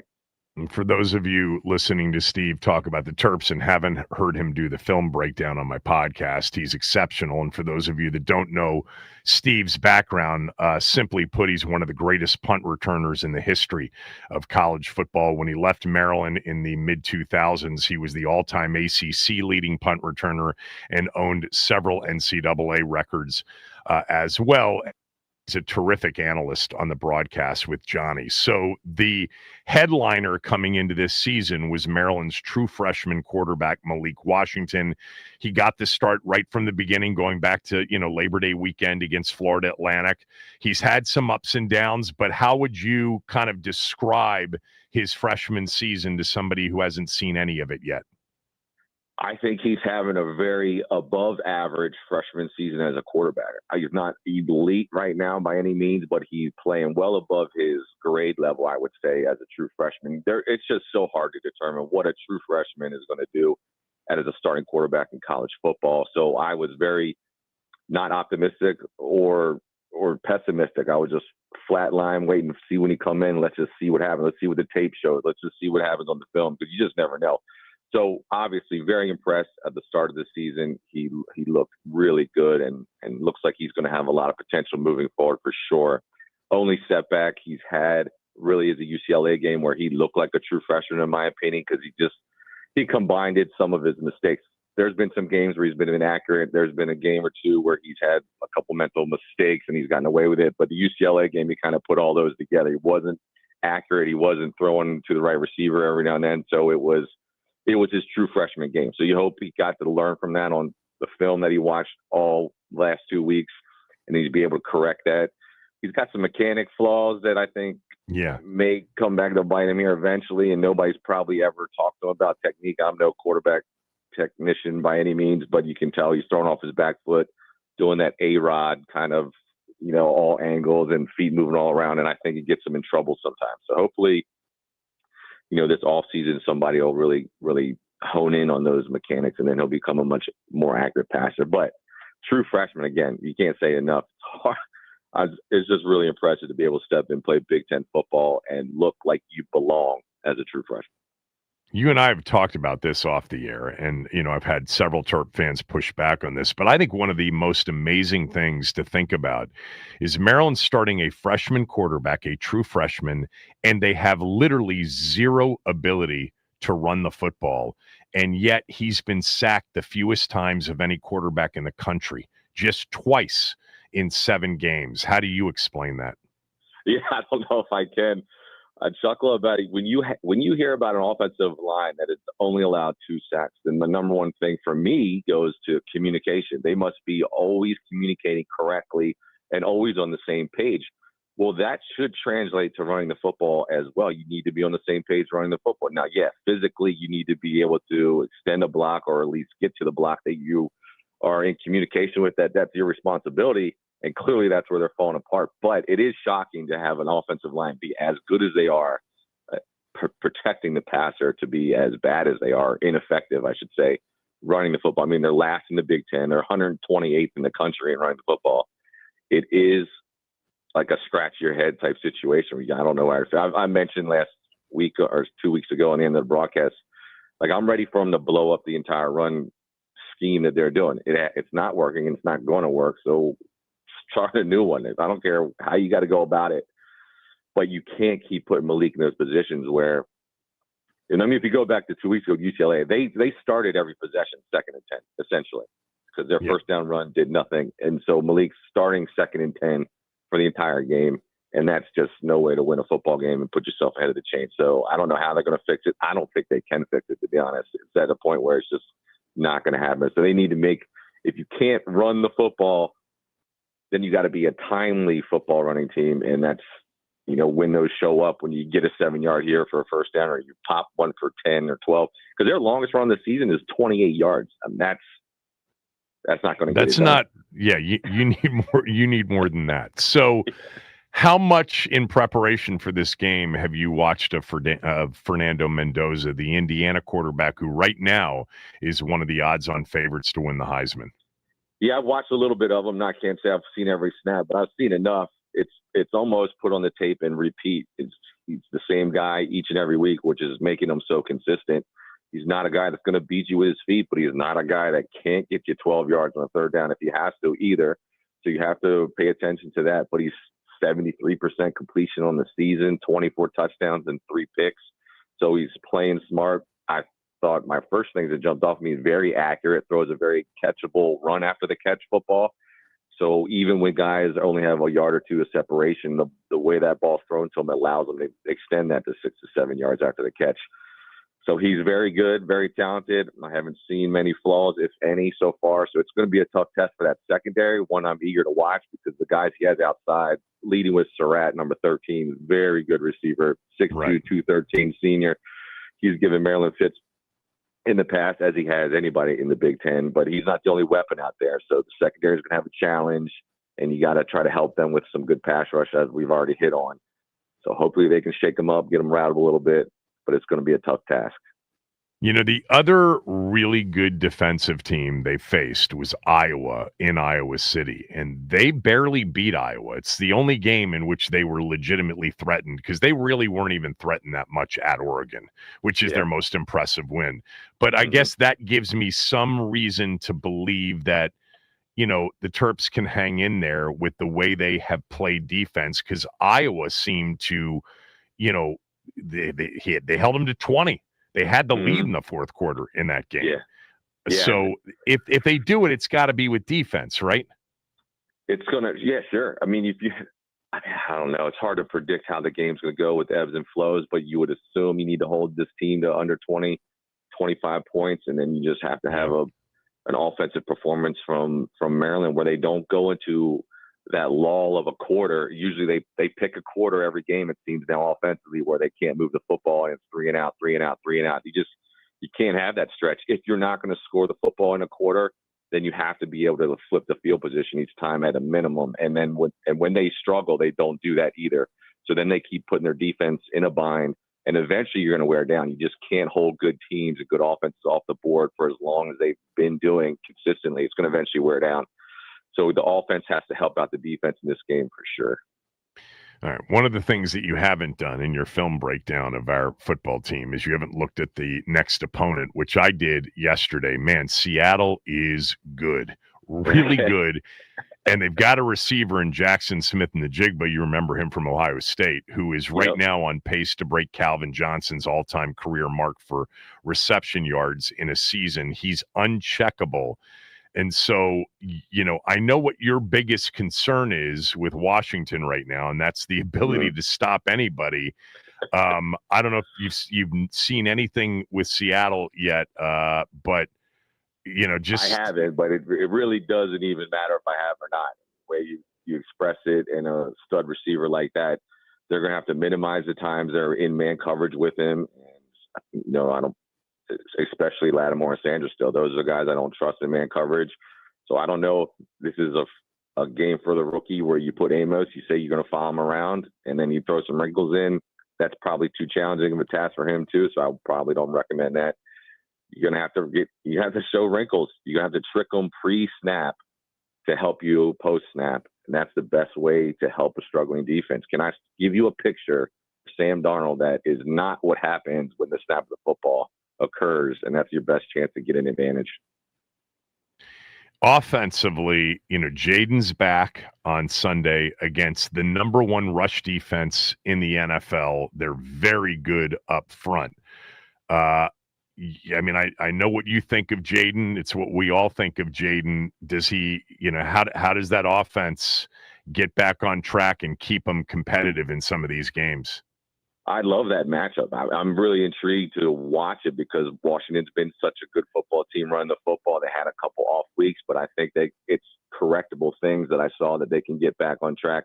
I'm a big fan of the interior line there at Washington between Paul and Biotic and now Cosme. So I want to go toe-to-toe. I'd like to see them go toe-to-toe and see how they hold up. If they can get that run game going against what you say is the number one or one of the best run defenses in the league, that's a matchup I like to watch, and then, you know, see where it goes from there. So that'll be fun. What have you seen? And those that have listened to the film breakdown know, but for those that haven't, why haven't they been able to run the ball successfully in their last 3 games against Chicago, Dallas, and Kansas City? Most of the time, in all the plays that have been unsuccessful, it's one guy that's just not winning his physical matchup there.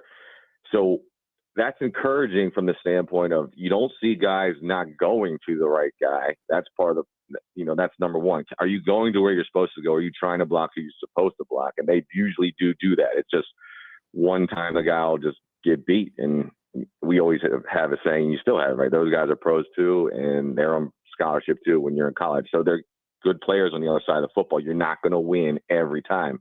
But it just so happens that the critical guy that loses his engagement with the block defender is just making the whole run fall apart. And then either Bill or McNichols has to make an adjustment that shouldn't have been made.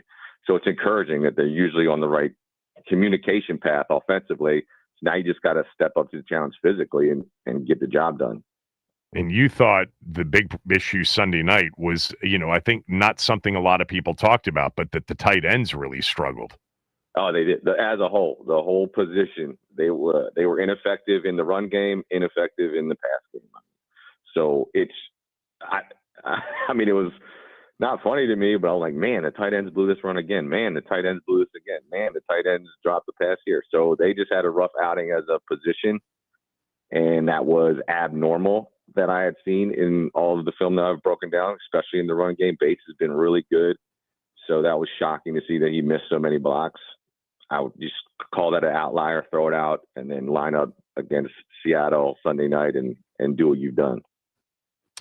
All right. Thanks for doing this. As always, we'll talk next week. Go Terps. I will be at the game. I'll try to find you before kickoff. All right, man. See you. Steve Suter, everybody doing a phenomenal job with the film breakdown. And again, tomorrow, 3:30 kick against undefeated and number 2 ranked Indiana in College Park. Our coverage here on the Team 980 begins at 2:30 with the pregame show. All right, we'll go around the NFL, talk about some of the other games this weekend when we come back. I've got my smell test picks this hour, and then we will finish up talking a little bit about Art Monk. His jersey will be retired and making predictions on Sunday night. Kevin Sheehan Show, the Team 980 and the team980.com.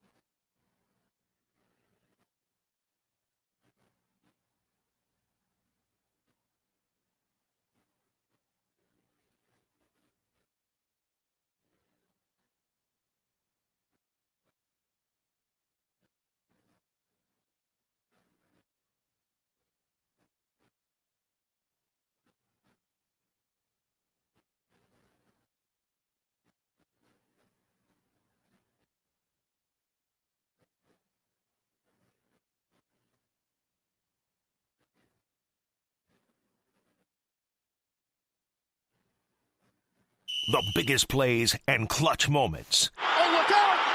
Touchdown! A miracle! It's time to go around the NFL.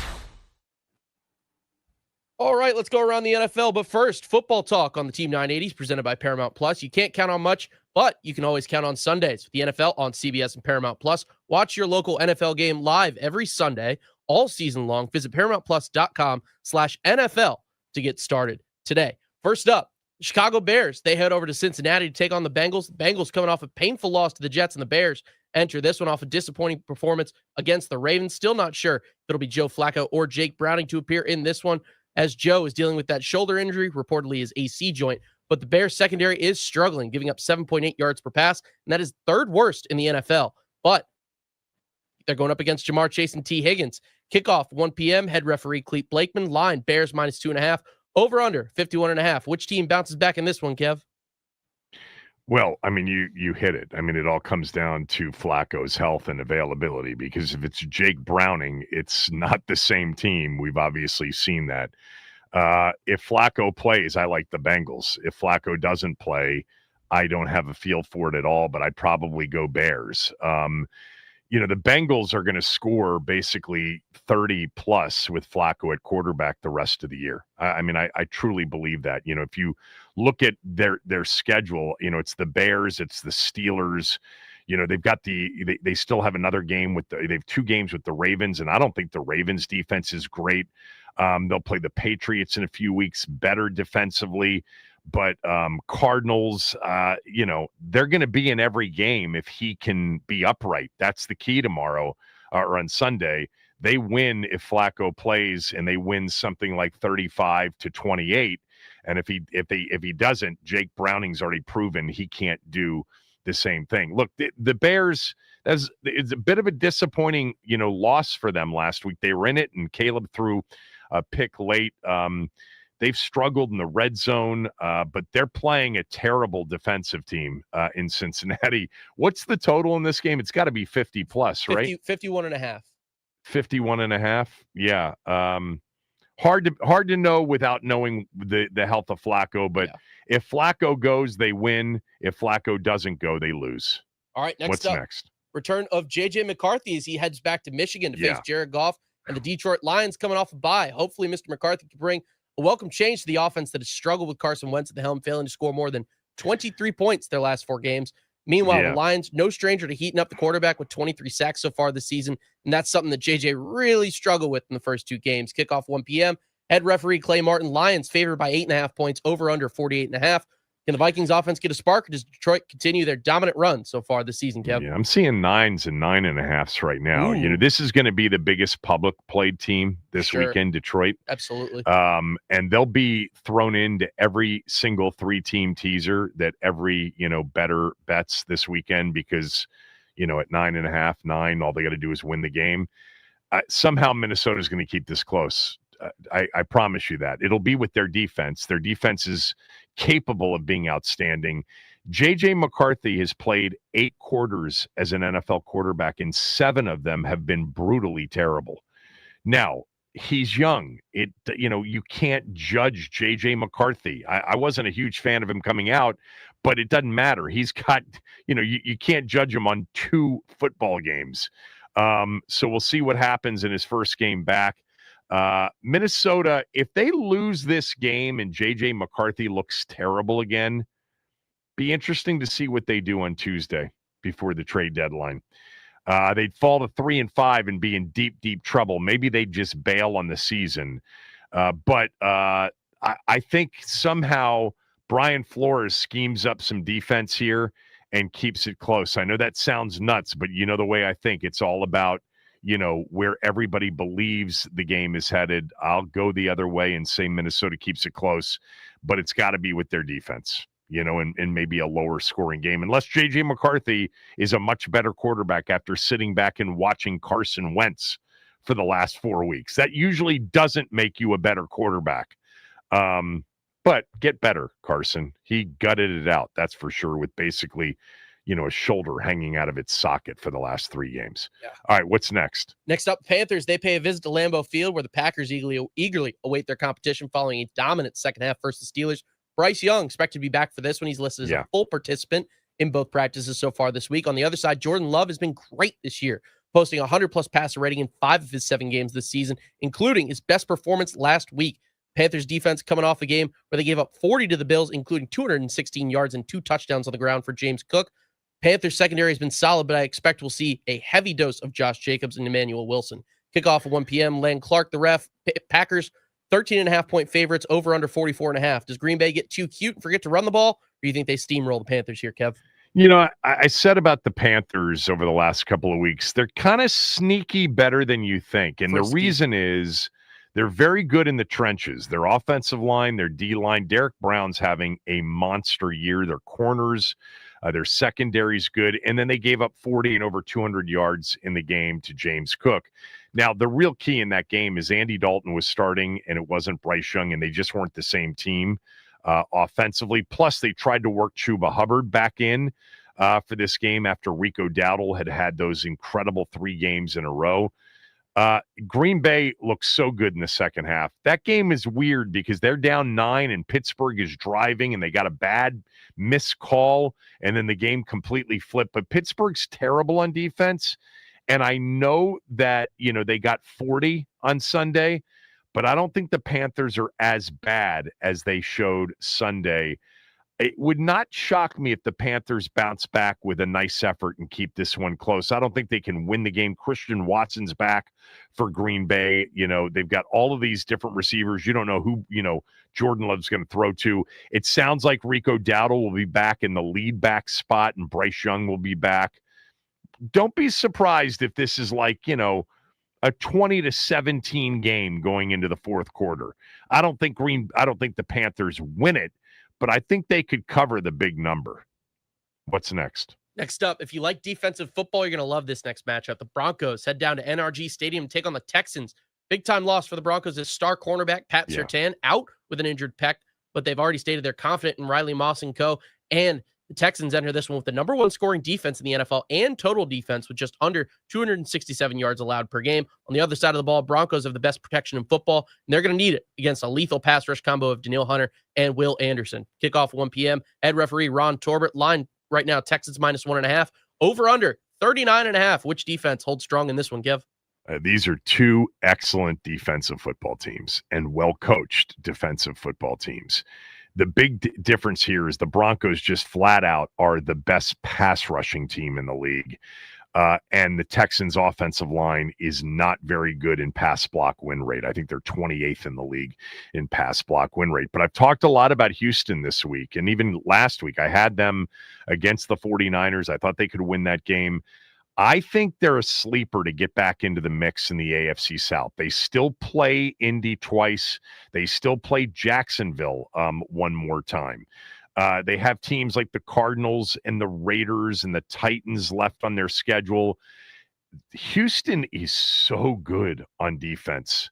They're really dominant defensively. And I think Stroud, I like Stroud. I actually like CJ Stroud. I think it's been the offensive line. When people say he had a step back year, last year, it's true statistically. They still went 10-7, and he played well in the playoff games in their win against the Chargers and in their loss at Arrowhead against the Chiefs. This is a big game for Houston. If they get this one to get back to 500, look out. They are a slight favorite, like you mentioned, in this game against Denver. I like Houston. I think they get a second big-time home win. The 49ers and the Broncos back-to-back.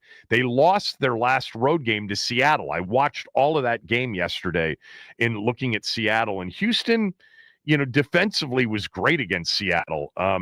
They just, their offensive line's a bit of a mess. This could be... This will be about, mistakes. The team that makes the fewest wins the game. Stroud has to unload the ball, not take sacks, not turn it over, punt it, and put your defense back out on the field. Denver, like you said, no Pat Surtain this week. They need him back, by the way, but they've got just a dominant pass rush. This is one of those games at 1 o'clock, since our team doesn't play. You want to watch this game because these 2 defenses are excellent. And these are two teams that defense travels. So if they're in the postseason, they're going to be hell for people to deal with if they get there. I kind of like Houston at home laying the 1.5. What's next? To Foxborough we go, where Drake May and his Patriots host the Atlanta Falcons, who are dealing with a little bite of the injury bug. 11 players for the Falcons have been listed as limited participants so far this week, including Michael Penix Jr. On the other side, the Patriots have an opportunity to win their 6th game in a row for the first time since 2021, and Drake May has been on a heater, looking to become the first quarterback in NFL history with at least 2 touchdowns and a 135-plus passer rating in 5 of his first 8 games of the season. Kickoff at 1 p.m. Head referee is Brad Allen. Current line right now, Pats -5.5, over under 44.5 or 45, depending on where you can find it. Do the Pats extend their win streak, or can the Falcons overcome their injuries, Kev? This is going to be another one of those games, and it's going to be the 3rd straight week where the Patriots are a major public darling. The public loves New England right now. They love betting them, and this line appears to be short at 5.5 against a Falcons team that got run out of the building last week by Miami, 34-10. They couldn't stop Miami. They couldn't get them off the field. They couldn't run the football, and then Kirk in his first game wasn't that good either. These are two teams that just, do we know enough about the Patriots? We know they're well coached. We know the quarterback is exceptionally talented. We know that they've got a really good receiver in Diggs. The Falcons are Jekyll and Hyde. I mean, we saw what they can look like. Others have seen what they can look like. And how their defense just fell apart and couldn't get off the field against Tua and Achane and Waddle, it was embarrassing. They've got to be able to run the football. Atlanta can't win unless they run the football the way they're set up offensively. And they couldn't get Bijan off last week. I think he had 22 yards on like 10 carries. It was something terrible. I still like Atlanta to bounce back, though. It's weird. I think this is going to be a close game down to the wire. But the Patriots probably win it with a game-winning field goal to get to 7-2. And look, for our team, like if you're thinking like, would 9-8 or 10-7 do it? Well, you want Chicago and Atlanta to keep losing games, and you want them out of it because we've already lost to both of those teams. But yeah, I could see this being a closer game than people anticipate. Penix Jr., I think, is back for this one. What's next? Next up, we got the Niners heading cross-country to take on the Giants. Jackson Dart's weapons dropping like flies, and someone who is no stranger to that sensation. So he goes up against this week. Brock Purdy, but also maybe Mac Jones. Even Kyle Shanahan seems to have no idea when Purdy will make his return, but it appears the Niners are being extra cautious after one hit in Week 4 versus the Jags. Kickoff at 1 p.m. Head referee is John Hussey. Niners favored by 2.5 points. Over-under is 48 or 48.5. Again, depending on where you get it. Who wins the Injury Bowl, Kevin? Well, this game is one of those that anybody can look at and say, I don't get it. What the 49ers are only 2.5-point favorites against the Giants, with the Giants having the injuries, losing Cam Scatterbo, coming off that blowout loss to the Eagles.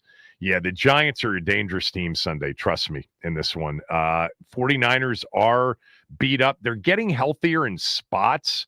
Warner and Bosa obviously done for the year. That's really gutted the 49ers defensively. But I still think that they're capable on offense, especially with Kittle back. And when are they going to get Ayuk back? They're going to get him back, right? Eventually. I still have no idea. Yeah. McCaffrey's having a season. They're still capable offensively, but this thing's coming down to the wire. The Giants are going to have a chance to win this game. It's, West Coast coming east for a 1:00 game. By the way, off a game in which Houston really physically got after him. That was a tough beatdown that they suffered. That 26-15 final score was not really indicative of how dominant Houston was in that game. I kind of like the Giants here. Sneaky, close game, maybe a cover, maybe an upset. What's next? Next up, the Colts, who hold the title of the number 1 offense in the league, go up against Mike Tomlin and the AFC North leading Steelers. But boy, Steelers issues got exposed last week for the Packers. Yards rained down on the Steelers like a Natasha Bedingfield concert, and Daniel Jones must be licking his chops. Kickoff, 1 p.m. Craig Rolstad, head official for this one. Colts favored by 3 points, over under 50.5. Are the Steelers in the smell test, Kev? Because -3 feels like the books are Yeah, begging feels you to very take the short, Colts. doesn't Yeah. it? Yeah, they are. They will be. God, man, their defense is terrible. I mean, you went into this year and you're like, if Aaron Rodgers can just be, it's just a shell of his former self, they're going to be good. They'll be good. And I was very confident that Aaron Rodgers could play at a high level. He's played at, a top 15 level this year, and they're terrible on defense. It makes no sense with the talent they have with Cam Hayward and TJ Watt and Patrick Queen and Alex Highsmith and Jalen Ramsey and all of these guys. They added, by the way, Kyle Duggar this week because they had lost their starting safety in the game Sunday night against the Packers. It's weird because in their last 2 games, they easily could have beaten Cincinnati. They were good enough, but they couldn't get off the field defensively. And they were up 16-7 driving in the third quarter to maybe make it a 19 or a 23-7 game.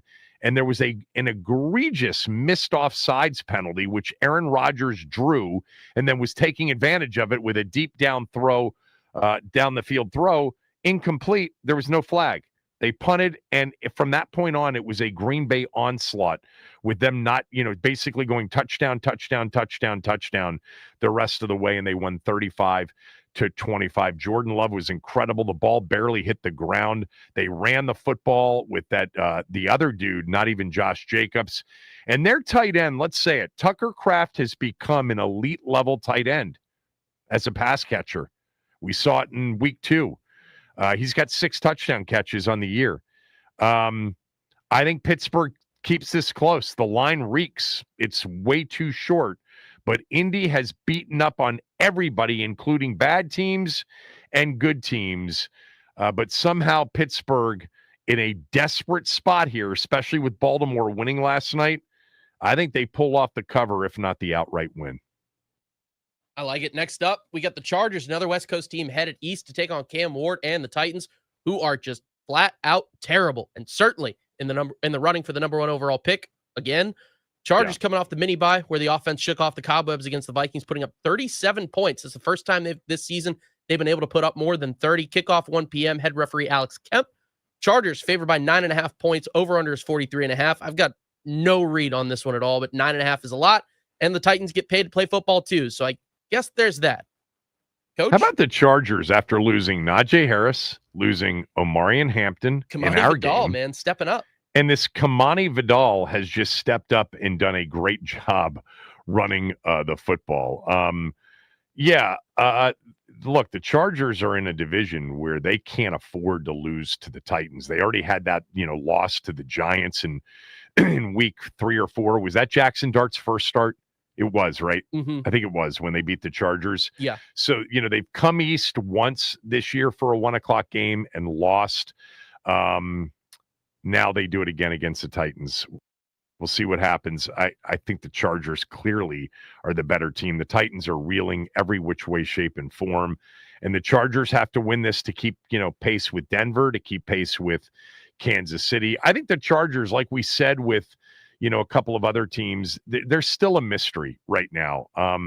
But they're getting healthier. They got Joe Alt back. He was not available for our game. Yeah, I like the Chargers. I don't know if they cover, but I like the Chargers. Yeah. All right. New Orleans heads west with their new starting quarterback, Tyler Shuck, to take on Matt Stafford and the Rams. The Rams defense starting to find their stride, only allowing 10 points their last 2 matchups. That's in total, by the way. And the bye week should do them some good on the injury front. Puka should be coming back, but he was listed as a full participant in practice yesterday. We'll see how today shakes out, but he should be good to go to get his incredible year back on track. Kickoff 4:05.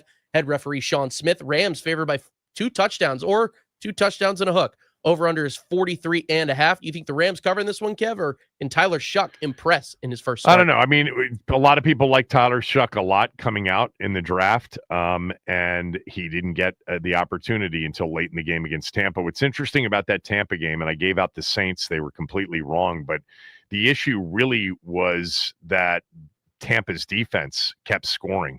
They just kept setting easy scores up. There were turnovers all over the place, 4 of them by the Saints in that game. And even though it was competitive, it was like 7-3 at halftime. the turnovers just kept coming. By the way, you know who had a good game? Chase Young. He had a sack, strip, fumble.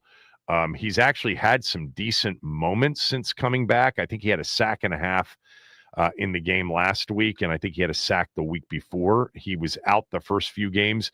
Also, real quickly, Kool-Aid McKinstry, the corner from Alabama that got drafted last year, was it the first round or not? Did he get taken in the first round? He was first by the Saints? I forget. He was a top 2-round pick. I can't remember if it was first or second. Okay, he's excellent.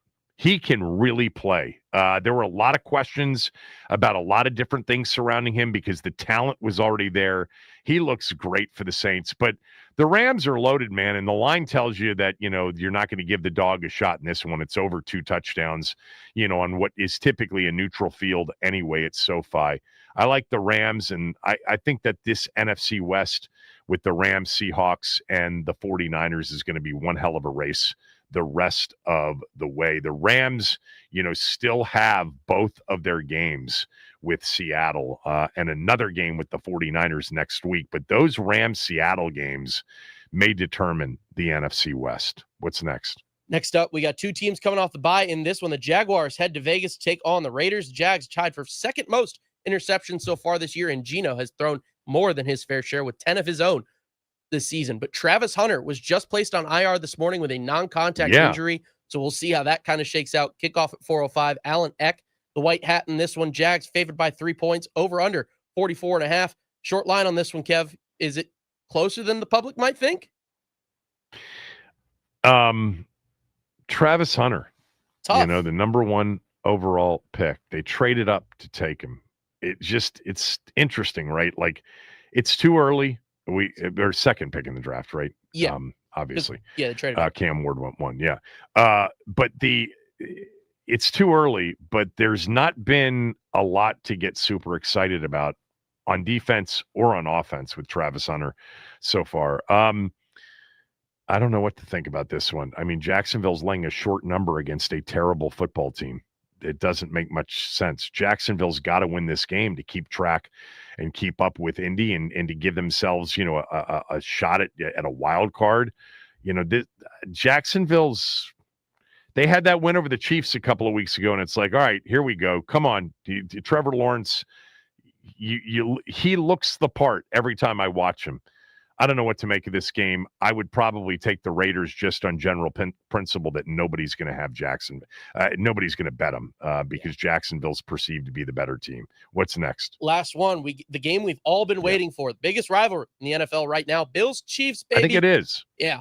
Buffalo enters this one off a big win against the Panthers where they put up 40 points, and the Chiefs coming off a 28-7 win against, I forget who. That's not important. What is important is that the Bills have owned the regular season portion of this rivalry, 4-1 in the regular season since 2020, but the Chiefs come up big when it matters. They are 4-0 against the Bills in the postseason. But this is not a postseason matchup, Kev. Kickoff 4:25, head referee Carl Cheffers. Chiefs favored by 1.5 or 2, over under 52.5. Who you got in this one? So, we've talked about this a little bit this week. In a league right now that doesn't have like these red hot, white hot rivalries right now, this is the one, even though they're not in the same division. 10th matchup since 2020. I saw this stat. Since 1950, no quarterbacks under 30 from different divisions have faced off more often than Josh Allen and Patrick Mahomes.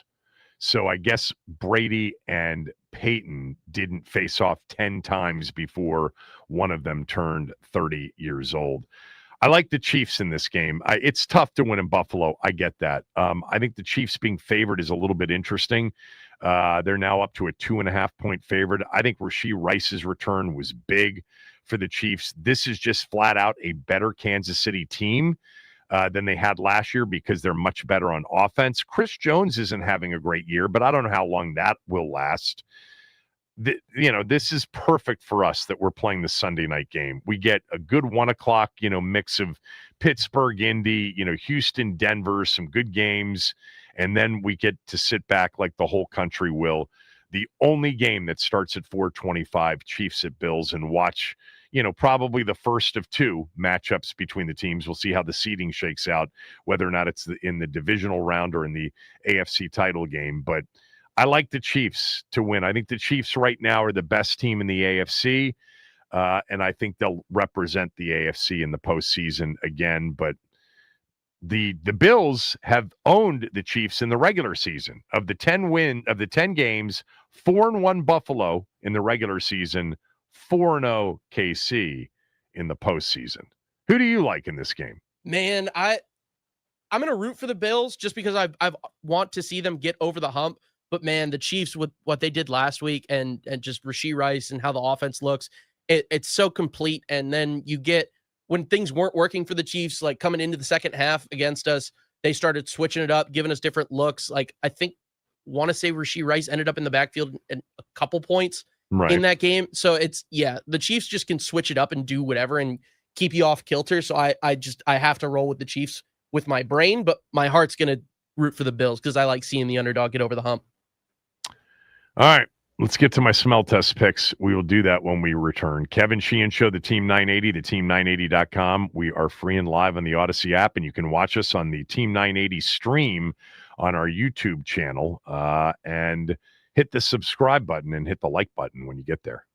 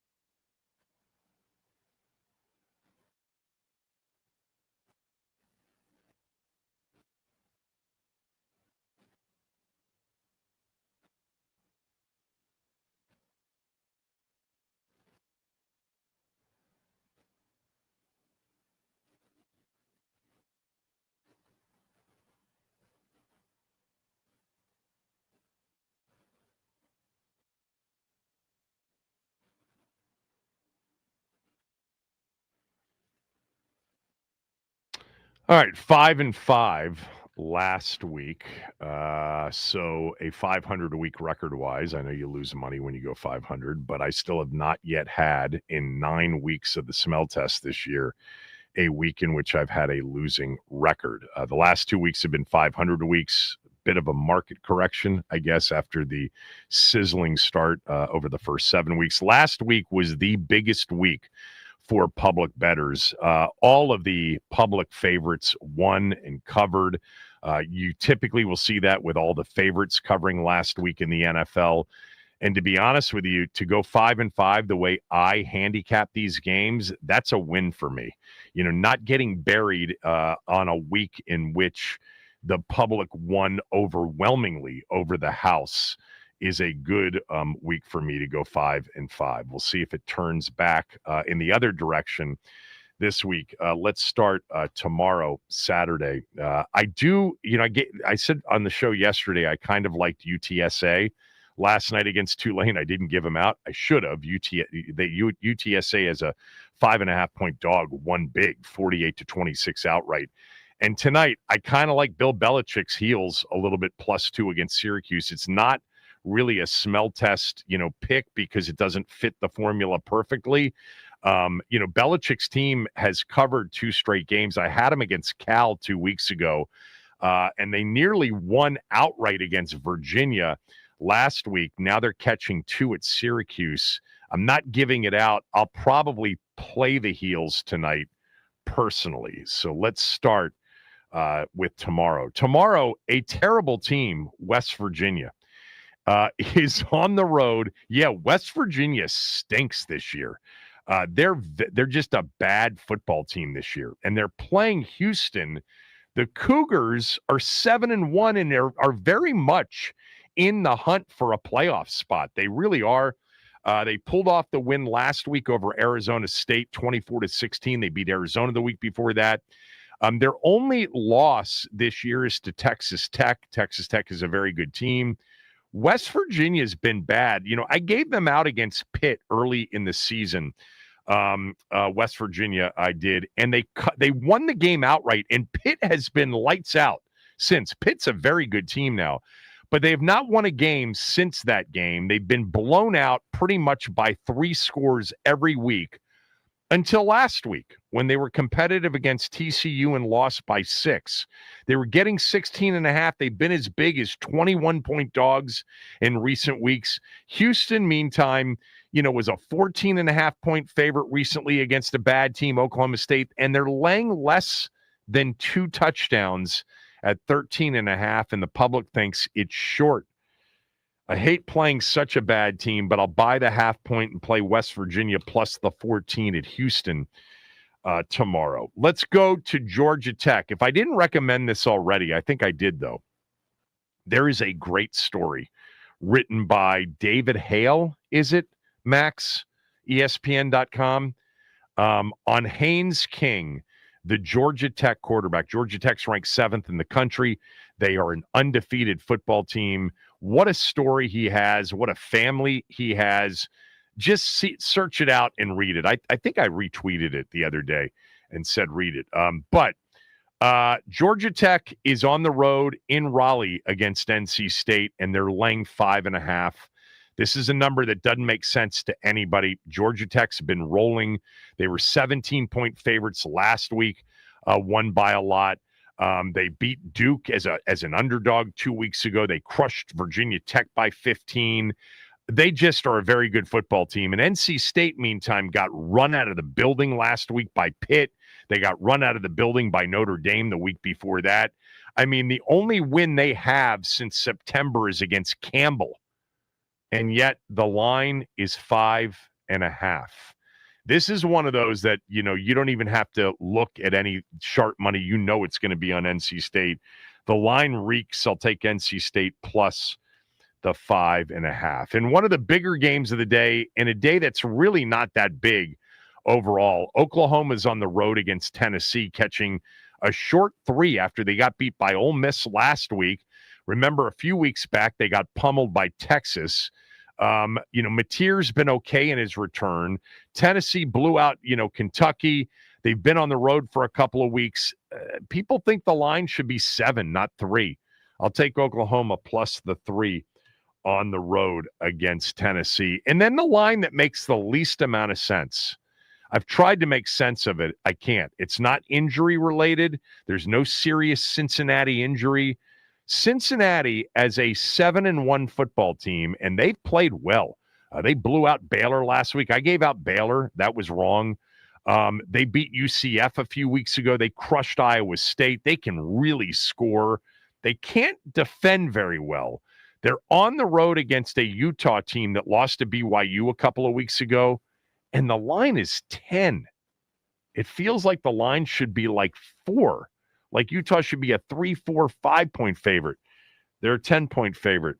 I'll take the Utes at home and lay the 10 against Cincinnati. So that is 4 college picks. That's it. There are a couple games that were close. Duke was close. Texas was close. But those 4 in college. Let's go to Sunday and the NFL. There are more games that make sense to me. So the Vikings, I already told you, they're the biggest anti-public play of the day. Detroit is an overwhelming public favorite. Whenever you see teams favored by 9, 9.5, somewhere in that area, you know, the public bettor that loves teasers and loves 3-team teasers, they're going to throw, you know, that team into that teaser and say, well, all they got to do is win the game. You get 9, 9.5, 10, depending on what your teaser odds are. The line is down to 9. It was 9.5. There's sharp money on Minnesota. Why? I have no idea. But the Vikings totally fit the smell test formula of anti-public with sharp money on them. I'll take the Vikings plus the 9 at Detroit. I mentioned the Giants catching 2.5. I'll buy the half point at home and play it to 3 against the 49ers.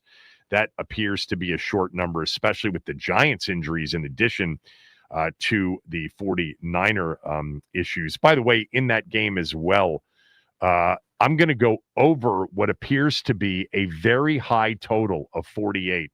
You know, 2 teams that are banged up, 2 teams that have struggled to score a little bit recently, and it's one of the higher totals of the day at 48. This is one of those rare instances where the public hammers the under. I'll take Giants 49ers over the 48 on Sunday. This is going to be a loser, I'm just going to tell you. So do what you want with it, but it fits the formula. I've given out the team playing the Patriots the last 2 weeks, and it's failed. But once again, I mean, the Patriots have become the biggest public darling this year. They're laying 6 at home against a Falcons team that got blown out by the Dolphins last week. I'll take the Falcons pretty much on sort of general anti-public contrarian handicapping principles. Falcons plus 6. Don't feel great about the matchup, but I'll go Falcons plus 6. Trust me, if I lose again against New England, I'm off the opponent playing New England. The Steelers are catching a short number against Red Hot Indy. I'll take the Steelers at home plus 3. And Monday Night Football, the Cardinals just 2.5-point dogs against the Cowboys on the road. I'll buy the half point and take the Cardinals plus the 3. So there you go. Saturday, West Virginia plus 14, buying the half point there. NC State plus 5.5. Oklahoma plus 3 and Utah minus 10. On Sunday, the Vikings plus 9. The Giants buying the half point plus 3. Falcons plus 6. Steelers plus 3. The Cardinals Monday night plus 3. And back to Sunday, the Giant 49er over 48. Doesn't that seem like a super high total for those 2 teams, Max? Yeah, it's way up there. And I guess we're just going to lean on injuries and guys scoring points, man. I guess. I mean, this is one of those rare games where you see an overwhelming public under bet. You know, I had numbers that I get, on Thursday night from my friends offshore and said this is one of the biggest totals they're going to need in the last month, that they're going to need an over, and they're always surprised when they need an over. So over 48 San Francisco Giants. All right, when we come back, a few thoughts on 81 Art Monk, whose jersey will be retired Sunday night. And then we'll make our predictions. If you want to weigh in, we'll open up phone lines 301-230-0800. 0980 301 230 0980. Final score prediction with a footnote if you want to have at it. I know after the way I opened the show, you're expecting me to pick Seattle. I got a surprise for you when we come back.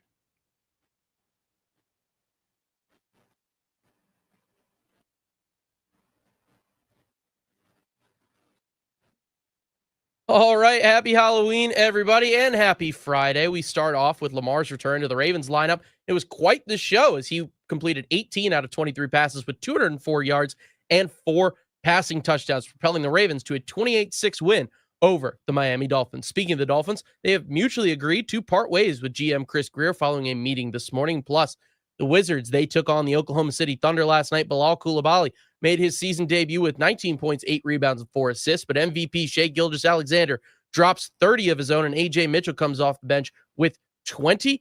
The Wizards fall to Oklahoma City 127-108. Some more news out of LSU with their head coaching search. Pete Thamel is reporting that they have agreed to part ways with athletic director Scott Woodward.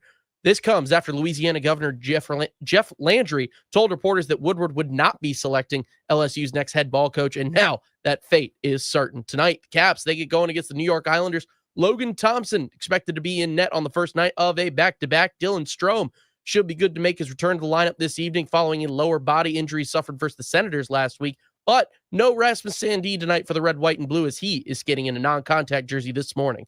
Puck drops at 7 p.m. Pre-game coverage begins over on 106.7 The Fan after Grant and Danny, John Walton, and Ken Sabern take over at 6:45. This update is sponsored by the Team 980 YouTube page. Just open the app, type in the Team 980, hit subscribe. Kevin Sheehan is live every day from 10 to 1, and you can catch Denton's office throughout all football season. Don't forget to hit the like button whenever you do decide to join us and turn on notifications to stay up to date on all things DC sports. And that is what's trending.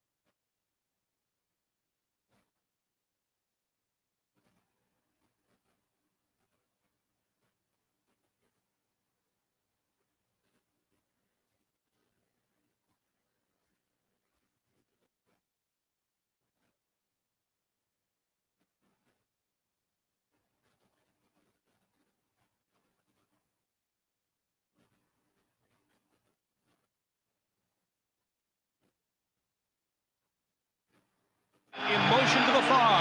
Ripping his back. Looking for Monk on the out pattern. He's got it at the 27. Out of bounds at the 23. Art Monk is now number one. The most prolific pass receiver in the National Football League's history. A legend there, talking about a legend, calling the play. Frank Herzog, October 12th, 1992, Monday Night Football against Denver, setting the career receptions mark in that game. What a standing ovation he got that night. But when I think of Art Monk, who will have his jersey retired on Sunday night in Landover against Seattle, I think about a couple of things. But number one is this. The path to him finally getting into the Hall of Fame, the yearning for our fan base, from our fan base, for him to get into the Hall of Fame, and then the Hall of Fame induction in Canton in August of 2008, going in, by the way, with Darrell Green. But Art Monk's standing ovation is still considered to be the longest standing ovation for any player inducted into the Hall of Fame before his speech in Canton. There was a special bond between Art Monk and Redskin fans, and a desire. We knew Darrell Green was going to be a Hall of Famer. That was a lock. The fact that it took Art so long to get there. I read last night that the standing ovation lasted 4 minutes and 4 seconds. NFL Films documented it as the longest standing ovation for any player inducted into the NFL Hall of Fame. He was such a beloved player, and he was so reflective of those teams in that he was just pure class. You know, there wasn't any diva to Art Monk.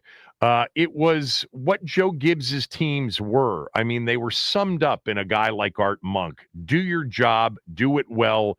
And by the way, be hungry to do it better the next time you're out, and don't wallow in any level of success. He had games that were memorable.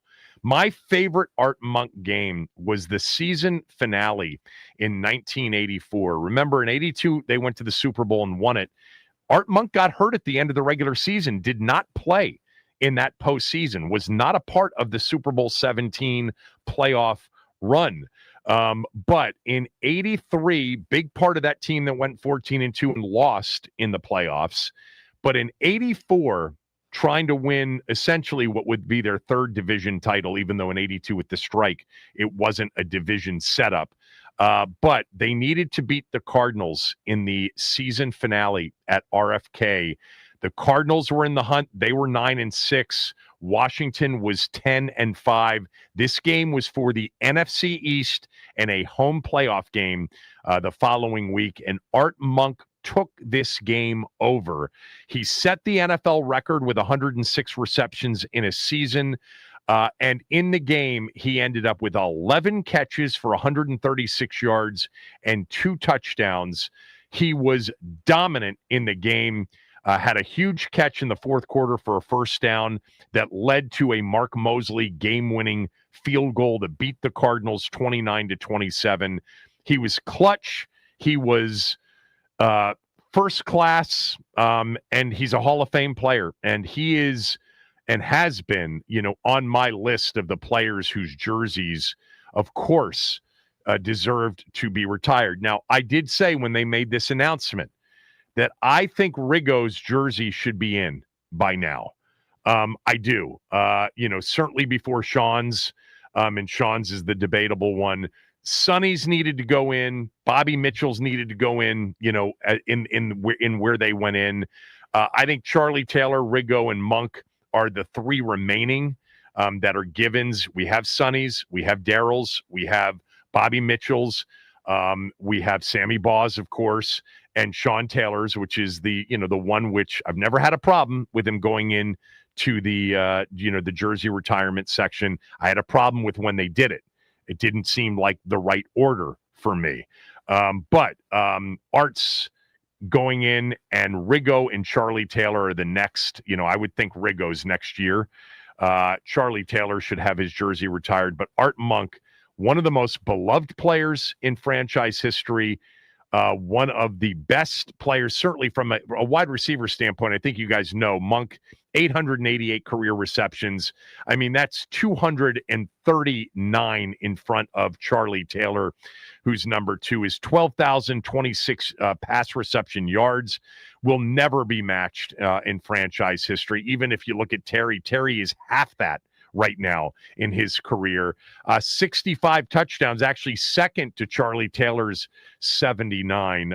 But I don't think there's any doubt that Art and Charlie are the 2 greatest receivers in franchise history. And Art was just always, he didn't talk much. I understand that. And for those that were in the media then, it wasn't easy. He let his play do the talking, and he's one of my all-time favorite skins. And this is not only expected and deserved, but will be a touching moment on Sunday night with the team wearing their 91 championship uniforms, the uniform that we certainly hope to get at some point more permanently. You know, he was the first player to surpass 900 career receptions. When he left the game, it was pretty quick when Jerry Rice supplanted him as the all-time reception leader, and the game's changed a lot, right? So it's hard to look at where he is on the list now and understand what he was as a player. But I'm really happy for 81 and Art Monk to have his jersey retired. All right, I wasn't looking at the clock. I am now. Let's finish up quickly with our game predictions. So I told you how good Seattle is. Super impressed. Home game, Monk's jersey being retired, old uniforms back, a lit crowd, hopefully. Jaden comes back and has a massive game, and Washington wins. How about this one? 37-34 to get back to 4-5. We'll have a lot of questions about the defense, but we'll be singing the praises of the offense. I think this is a really tough matchup and actually a bad matchup in a lot of ways, but I'm going to go with, in the NFL, anything can happen. They're at home. They're desperate. 37-34 Washington. What do you have? I have 37-33 Washington, Kevin. No, you don't. Yeah, I do. I wrote it down. You copycat. I did not. I swear to God, I wrote it down. But my footnote, Jordan McGee and Tyler Owens, they really showed out last week. They've been, Joe Witt sang their praises at his presser this week. So my big thing is I think one of them comes away with a takeaway. Those are going to be really big in this game. You mentioned the turnover margin for Seattle. I think that it's going to be big time for Washington to get at least 1 or 2 turnovers in this game to switch the momentum. All right. I didn't have a footnote. I'll just say that, they miss a field goal at the gun and we get a break there. All right. Back Monday, everybody. Enjoy the football weekend. Chris is next.